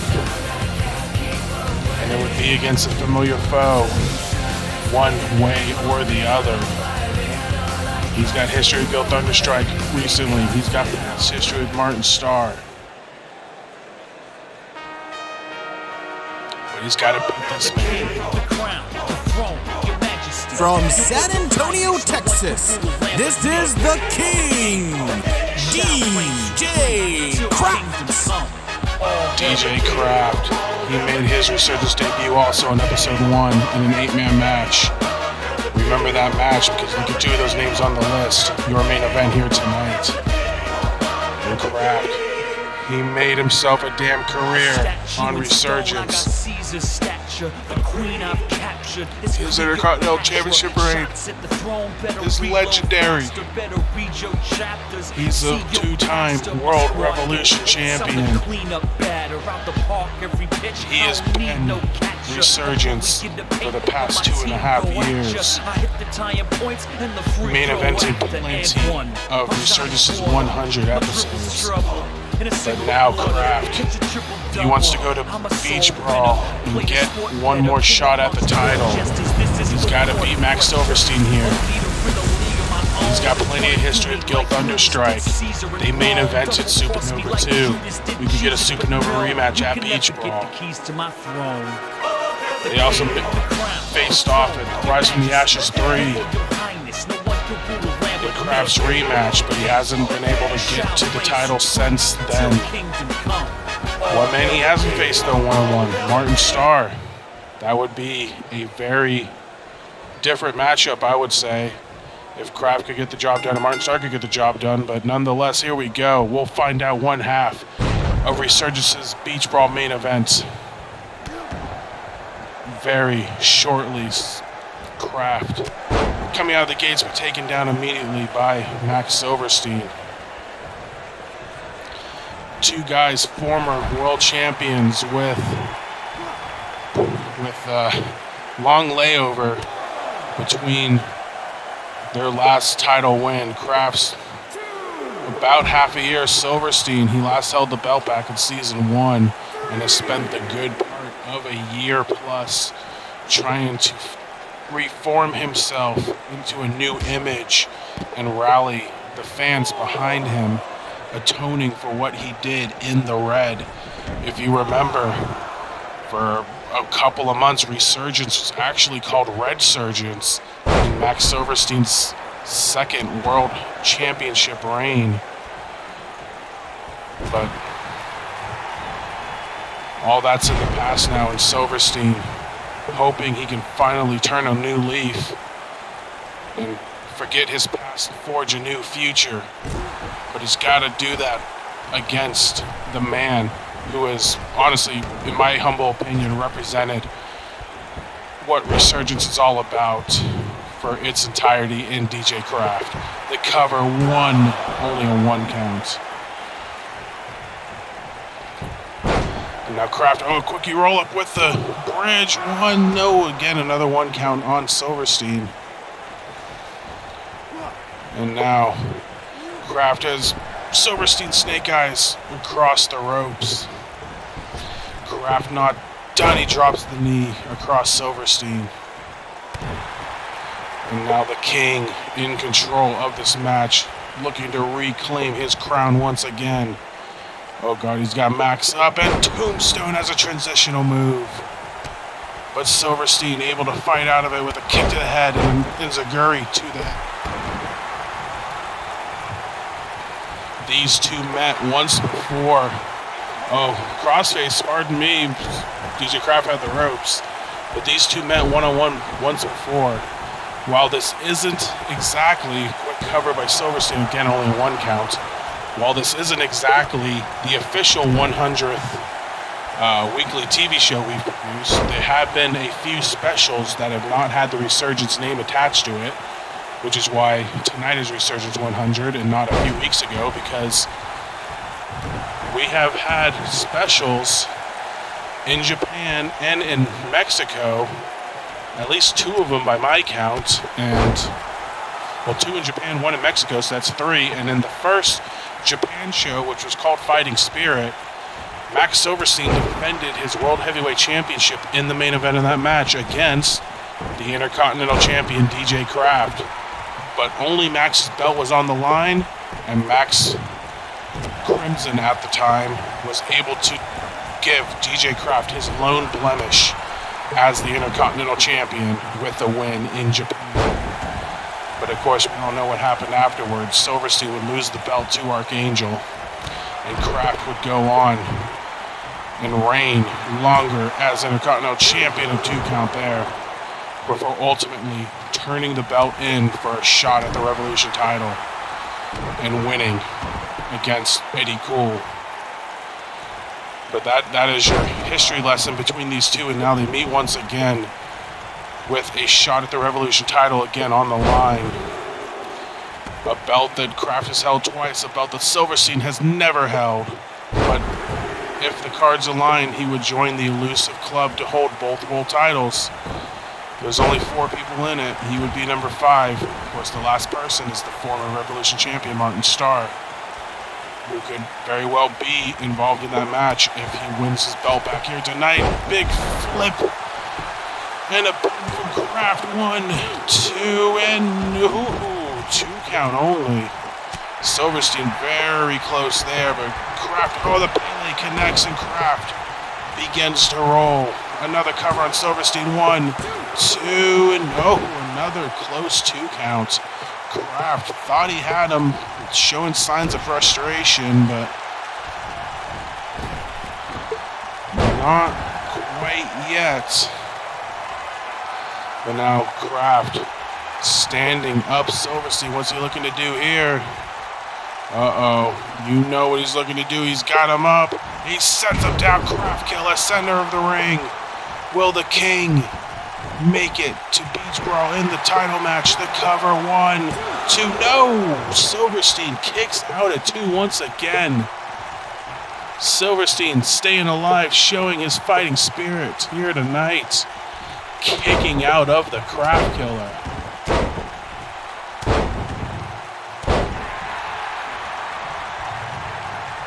And now Silverstein trying to mount some sort of a comeback here. Gets hung up on the ropes by Kraft. Going for another cover. 1, 2, no, still a 2 count. Silverstein again kicks out. And now Kraft gonna just work over Silverstein as much as he can. And off the ropes, and again drops the knee across the face of Silverstein. How much more does Silverstein have left in him? He's dumped to the outside.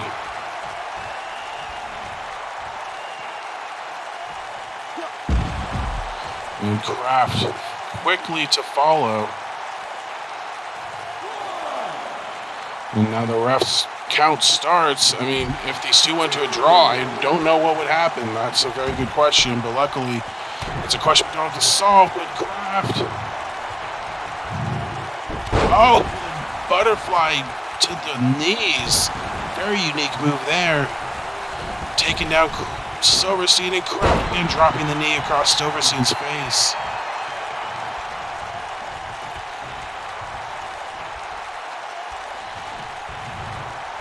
And Kraft again just working over Max Silverstein here. He's in a world of trouble. I'm sure this is not how he envisioned this match going, but Kraft certainly, he knows what's on the line here, but he's taking it to Silverstein, but Max, he's doing his best. The quick cover, pardon me, 1-2, no, 2 count only from Kraft. Silverstein caught him, but still only 2 counts. And now, Kraft, he takes down Silverstein. Here we go, Wheel of Fortune time. He spins the wheel, hoping not to bankrupt.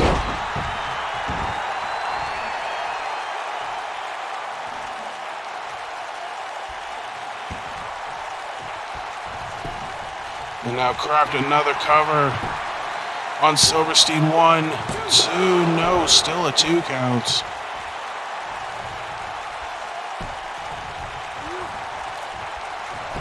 Oh, big right hand from the King, another big right hand. He's sent into the ropes and catches Silverstein with a knee buster. And Silverstein got right back to his feet. Kraft puts him back down with a Pele. Does he have what it takes? He's working over Max's knee over and over and over again. Silverstein, that's his shining wizard knee, his running knee. And Kraft not going for the cover, instead standing over Silverstein, not entirely sure why. I mean, there's a perfectly good window there, and here's why. He's trying to stand up Max, looking for the crop killer. No, Max able to reverse it, and a big enziguri takes down Kraft. Max going for the cover now. 1. No, only a 1 count on Kraft. Good grief.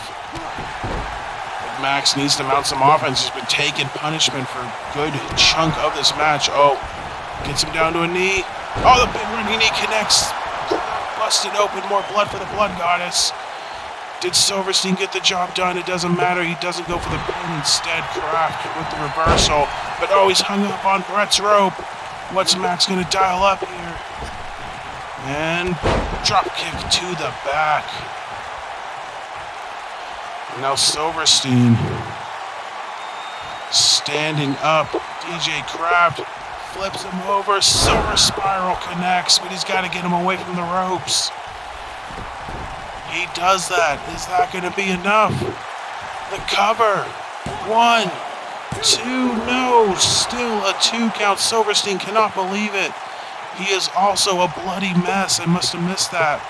Whose sacrifice to the Blood Goddess will pay off here tonight. Silverstein stands up. Kraft once again flips over. A second Silver Spiral connects. Again, dragging him away from the ropes. The cover. 1, 2. You betcha Max Silverstein is going to Beach Brawl.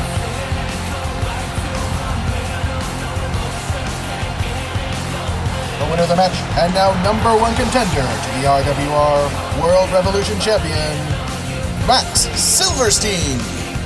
Max Silverstein is going to Beach Brawl. He is going to face the World Revolution champion. And now he is one match away from completing his resurrection. Silverstein gets it done here tonight against DJ Kraft in a big win against the King. And now coming up next, folks, our last two matches of the evening, and they're going to be doozies. I guarantee it.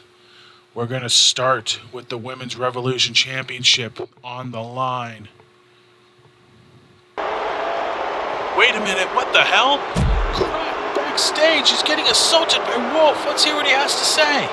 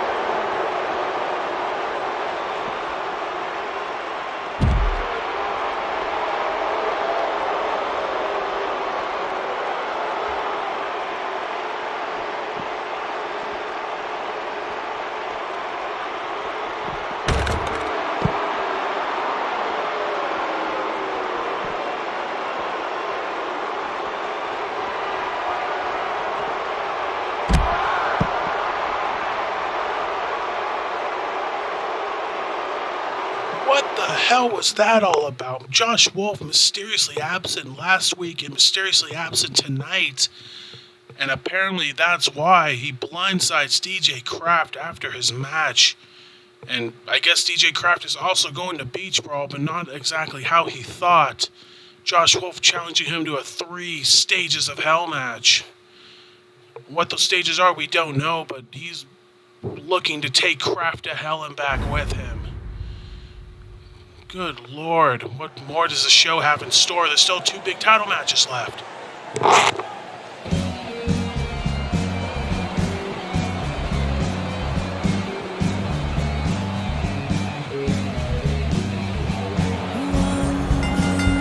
The following contest is a triple threat elimination match scheduled for the RWR Women's Revolution Championship. Introducing the Challengers. From the dark side of Wonderland, this is Alice Fateberg. Here comes the first challenger, Alice Fateberg, who made her debut on episode 24 against Azami K. Sato, the current women's champion. Again, just look at that radical change that Alice has gone through in her RWR career. And she's having some of the best matches of her career thus far, which has led her to her first title shot. Singles title shot here in RWR, but she'll take on a familiar foe as they both will go after the champion. Oh, here we go with another throwback theme as well. Ladies and gentlemen, this is the seductress, Bella Angel. Bella Angel, she made her debut in Resurgence 16 against White Bunny, and again, just look at that radical change that she has gone through. But for the better, because Bella, former Women's Revolution champion, looking to win the belt here tonight for the second time. But she's gone through a weird feud with Alice, both singles wins against each other in 1, 2, 3 get in the car fashion. I'll try not to get paid by the hour, but I guess since their big rivalry has been undecided, we're just going to put them both in the title match against Hikaru Hime, who's currently now at a disadvantage. And of course, the winner of this match will take on Kimiko Matsui at Beach Brawl. They were all in a tag team match last week, but obviously Kimiko going to have a vested interest in this match here tonight.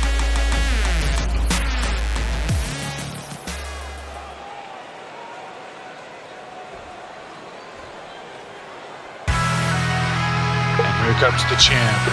Another throwback theme.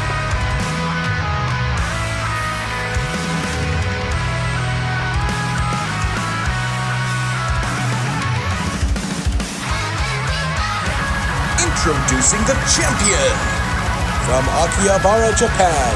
This is the ring general and the RWR Women's Revolution Champion, Hikaru Hime. Hikaru Hime made her resurgence debut in episode 17 in a tag team match with Goddess Dawn against Apathy and Julie. And you remember those hype videos she had as well before her debut, and while she was really slow out of the gates, nearly being labeled a flop. She won the women's title in Season 2 briefly, but this run here in Season 3 has really solidified her as one of the top women in the RWR, with her stranglehold on the Revolution title, and looking to keep a stranglehold on that belt here tonight in this triple threat match against two opponents that may be more interested in killing each other than going for the title. But that's what it's all about. Women's Revolution Championship on the line here in a semi-main event. Hikaru Hime, Alice Faber, formerly Black Alice, and Bella Angel. Here we go. And Alice, she's gonna immediately go after Hikaru Hime, and anybody, including a person from Wonderland, can do a Russian leg sweep. And now Bella gonna get involved here, takes down Alice by the knee. And Bella, the former champion, she knows what it takes to get there. She won the belt in a fatal four-way at Supernova 2. Alice, this is uncharted territory for her. But she knows to get there, she's gonna have to defeat her rival Bella one more time. Quick roll up from Bella. 1, 2, no, a 2 count only. And again, Hikaru just kind of picking her spots. Can't say I blame her. She's just gonna let Alice and Bella sort it out. And Hikaru just posing on the top rope while Bella and Alice are trying to kill each other, which is, you know, pretty fitting. Oh, what a spear from Hikaru on an unsuspecting Bella Angel. Just got done throwing Alice to the outside. And now Hikaru taking it to Bella while Alice looks on the outside. She's going to let Hikaru take out Bella Angel for a while. And now Hikaru and Alice going at it. Oh, a cut punch takes down the champion. And now the champ flattened out. And Bella takes out Alice, and the quick cover on the champion. 1, 2, no. 2 count only. Can the former champion get the job done? She jerks Hikaru off the ropes. She's certainly taking control here. Bella drops the leg sister on Hikaru, and again, the odd woman out, just seemingly picking her spots at this point in time. Nice snap suplex there from Alice, takes Bella out of the equation momentarily. That leaves Hikaru, and that leaves Alice in the ring. Hikaru, she's got Alice set up, and the Queen suplex connects with the bridge, the cover. 1, 2, no, 2 count only.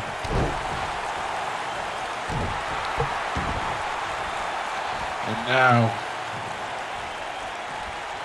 Hikaru takes down Alice by the arm.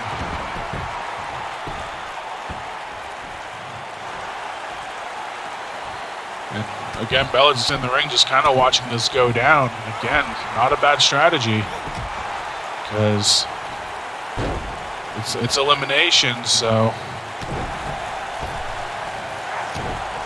why get involved, you know? But now Hikaru, what's she doing here to Alice? She's got her tied up in the ropes, and then just stiff forearm shots to the backstabber. Gets her untangled from the ropes. And now Bella in the corner, but she gets caught by Hikaru. Takes her down by the arm.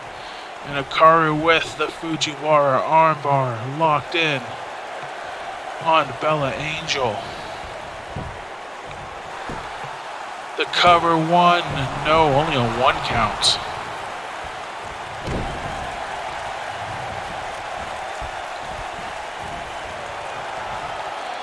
Now Karu going to the top rope.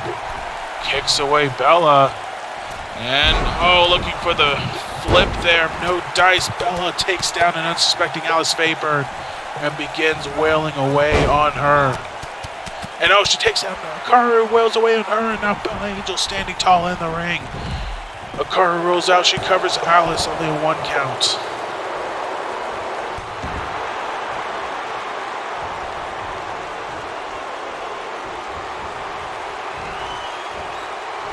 Now Bella working the arm.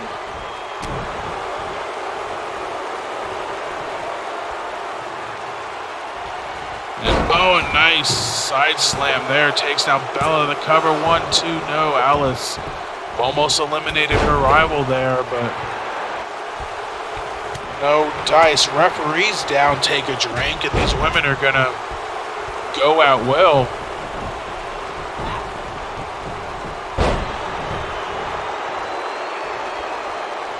And now Karu takes down Bella, referee back to his feet. And Bella with the takedown there of Karu. All 3 women still alive in this championship match. Alice losing on the top rope while Bella, she's looking to do something with Karu, but Alice couldn't wait. Instead, just immediately going after Bella again. I think she just wants to eliminate her from this match. She sends Bella downside, covering the champion, and no.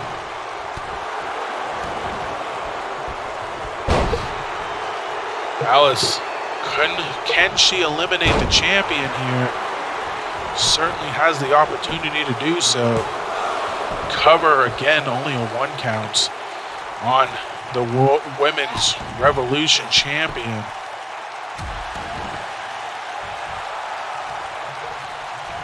And Bella catches Alice off guard, slams her down. And Alice now retreats to the outside. Now Bella going after the champ there, takes her down off the rope. The dropkick connects. The cover 1, 2. No, Karu still alive in this one. Still kicking out. Still keeping her title with her. And now Bella, figure 4 on the champion. Wrenching away, but Karu turns it over. Now Bella with the pressure on her. Alice just waiting on the apron.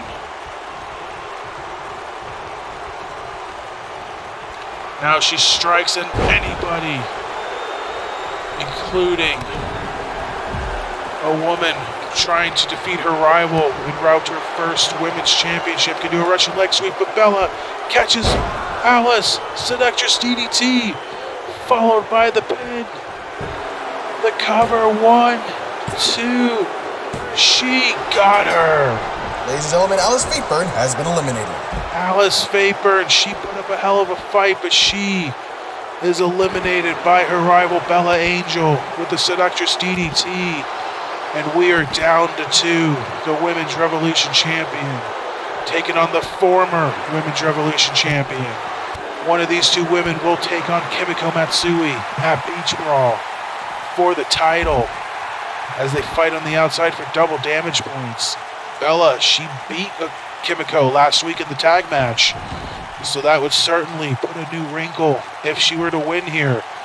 But Karu, she's trying to line up Bella. She's got her up and takes her down. Queen suplex with the bridge. The cover 1, 2. 2 count only. Karu, she's celebrating. She thought she had it, but Bella able to kick out barely, but now Karu beginning to work. Thrown into the corner, through the ropes, and the big kick to the head of Bella Angel. Can the champion retain against all odds? DDT Plants Bella Angel. Oh, Bella with the quick roll-up in. The cover. Did she catch her? 1, 2. Oh, 2 count. Hikaru escapes again. Bella almost caught Hikaru off guard like she caught Alice Favorite off guard at Spring Classic. But now the champ, oh God, she's got Bella Angel wherever she wants her.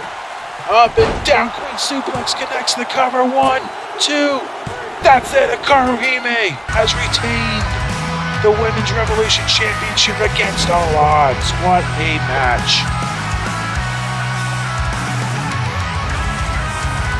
The winner of the match and still RWR Women's Revolution Champion, Hikaru Hime. Somehow, someway, Hikaru walks out of Philly as the champion. And now she will take on her former tag team partner, Kimiko Matsui, for the Women's Revolution Championship at Beach Brawl. But how much more does she have left in the tank after that hellacious match here tonight?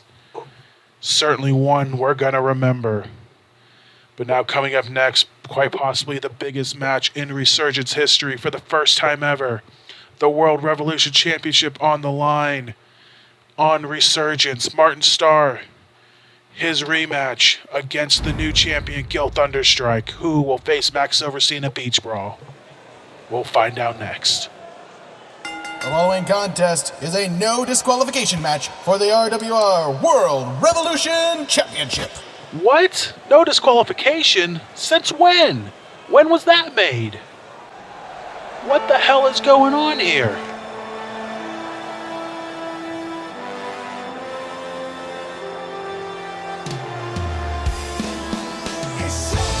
Well, I don't know what that no DQ stipulation was. That wasn't on my notes.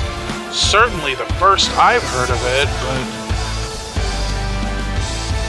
either way, this World Revolution Championship match is going to be under no disqualification. And here comes the challenger, Martin Starr. He made his Resurgence debut on episode 1 in that 8-man match that was previously mentioned before the DJ Kraft match. But interestingly enough, 2 men in a match on the first Resurgence face off in the main event of 100 for the richest prize on Resurgence.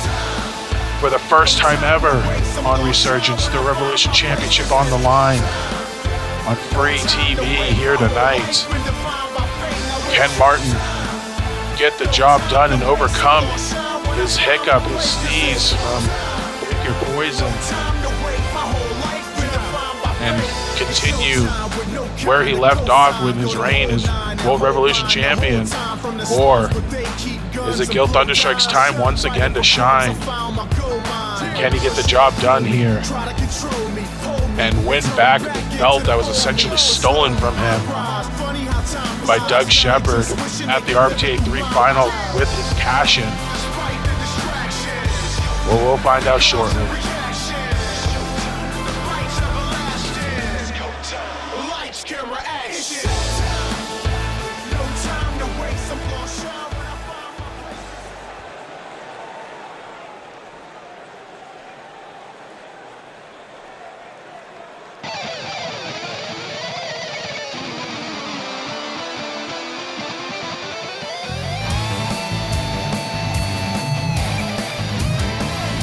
Here comes the new World Revolution Champion, Gil Thunderstrike.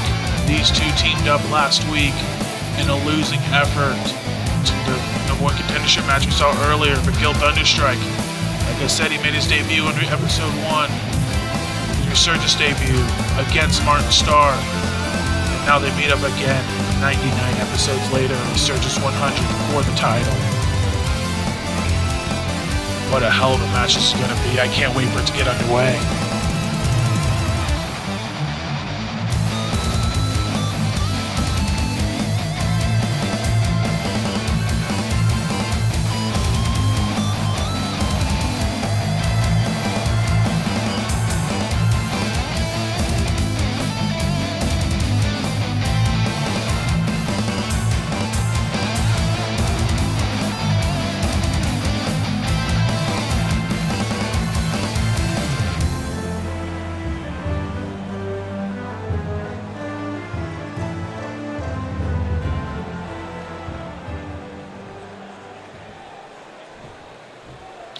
And that's what it's all about, the World Revolution Championship.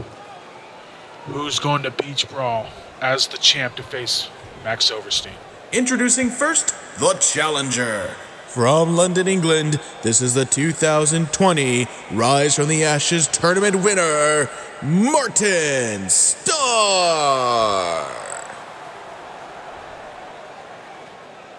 Introducing the Champion.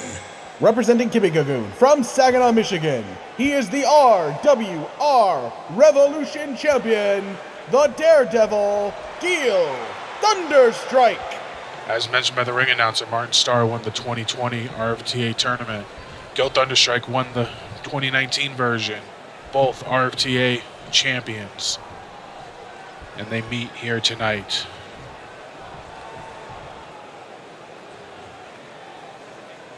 That's what it's all about. Here we go, Martin Starr, Gil Thunderstrike. Who's winning the gold? We're about to find out. Here we go. As the ring announcer said earlier, this is going to be a no disqualification match. Anything's going to go here. Again, I was unaware that that was even a stipulation, but it is now. And now Martin, hard Irish whip, sends Gil Thunderstrike into the turnbuckle. And the challenger is currently in control of the champion. Slams down Gil's arm. And Gil trips Martin and gets him down on the ground. And Gil begins stomping away on Martin Starr. This crowd pretty split, I would say, between these two. About 50-50 here. A lot of Martin supporters, since what he did against the Inner Circle and ultimately vanquishing them from attempting to take the brand over. And Thunderstrike, well, he's just been popular in his own right, although there's been people like Max Silverstein who doesn't agree with his unconventional ways of winning, but there's others that appreciate the hustle. But now, oh, nice. Stiff right hand there, but Starr taken down again. Double damage points in play here. Two trade shots, and Martin Starr in the ring at 7. He knows he cannot win the belt by countout. Apparently it's going to be no disqualification, but oh, what a capture suplex there. This is no DQ, but the referee wants to make sure there's a decision inside of the ring. Doesn't mean it's false count anywhere. He wants a winner. We all want a winner. And so far, the champion is currently in control of his own destiny. The cover on Martin Starr, not even a 1 count. Thunderstrike continues striking away on Martin Starr. He pinned Martin to pick your poison via a Thunderstrike low blow. The move that has got him numerous wins. But Martin obviously looking for some sort of a comeback payback here. And sends Gil to the outside. And uh-oh, what's Martin looking here? He's trying to stand up Gil. I hope he's not trying to do anything stupid, but either way, Gil into the ring at the wishes of Martin Starr, and a big clothesline flattens him. And now, oh, here we go. Gil taking off the turnbuckle. He wins by any means possible. But I believe our referee, our esteemed official, did catch that and is putting the pad back on the turnbuckle, which again is no DQ. I mean, that's perfectly legal. Oh, there's the low blow. Again, right in front of the referee, but if anything goes. The Thunderstrike. Can he do it again? The cover 1, 2, no. 2 count only. Gil Thunderstrike with the Thunderstrike, but it's not enough, and Martin Starr still alive in this one. Oh, a knee to the back of the head. I think Martin took that the wrong way, and yeah, he's busted open. More blood sacrifice for the Blood Goddess here, but Gil Thunderstrike going to go to the top rope. Looking to end it with his bread and butter. No, he doesn't. He instead Stands up Martin, takes him down with a clothesline. A cover again, only a 1 count.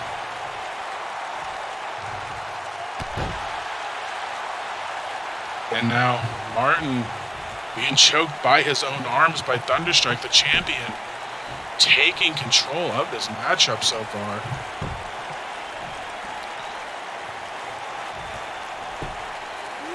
And Martin in heaps of trouble here against the champion.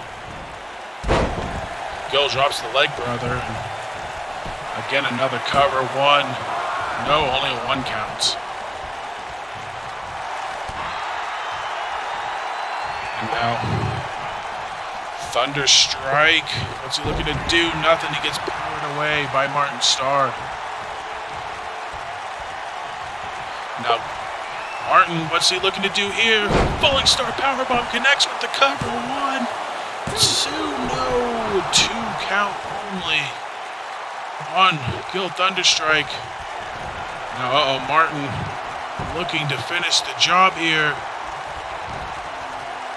He's looking for that torture rack, but no, it's fought off by Gill Thunderstrike. No, looking for the back suplex, floated over instead by Martin Starr. And now the challenger taking control here. The roll up on the champion. Is that going to be enough? 1, no, only a 1 count. And now the challenger in control of this matchup. Oh, the stiff right hand on Gill, another stiff right hand. And the knee buster connects. But Gill fighting back, but not for long. A big lariat from Martin Starr nearly decapitates Gill in half, and the challenger starting to feel it. Big back suplex. Now Martin, once again, Falling Star Powerbomb connects, but he's not going for the cover this time. Wait a minute, who the hell is that? What the hell? Security, what the? That's Devin Bevers from WWO, and what? That's Matthew Prodigy. What the hell is going on here? Wait a minute. Doug Shepard, Chad Bryant, Stephen Wright, they're surrounding my table. What the hell are you guys doing? Oh, God, oh!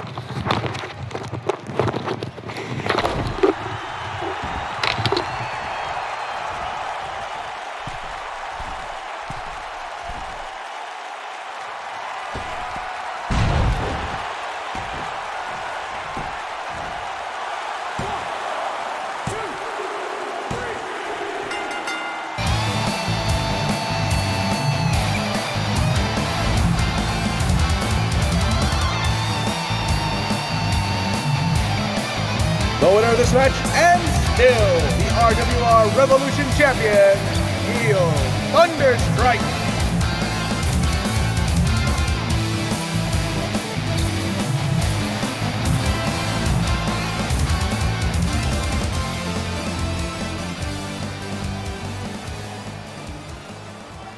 Before I get started with you, Martin, let me just introduce myself to the people at home who may not know who I am. See, my name is Devin Bevers. I was the former owner of a little company called the World Wrestling Organization, or the WWO. See, I had to close that place down for a little bit, well, actually permanently, because there was a bit of a family emergency, I'm sure you understand.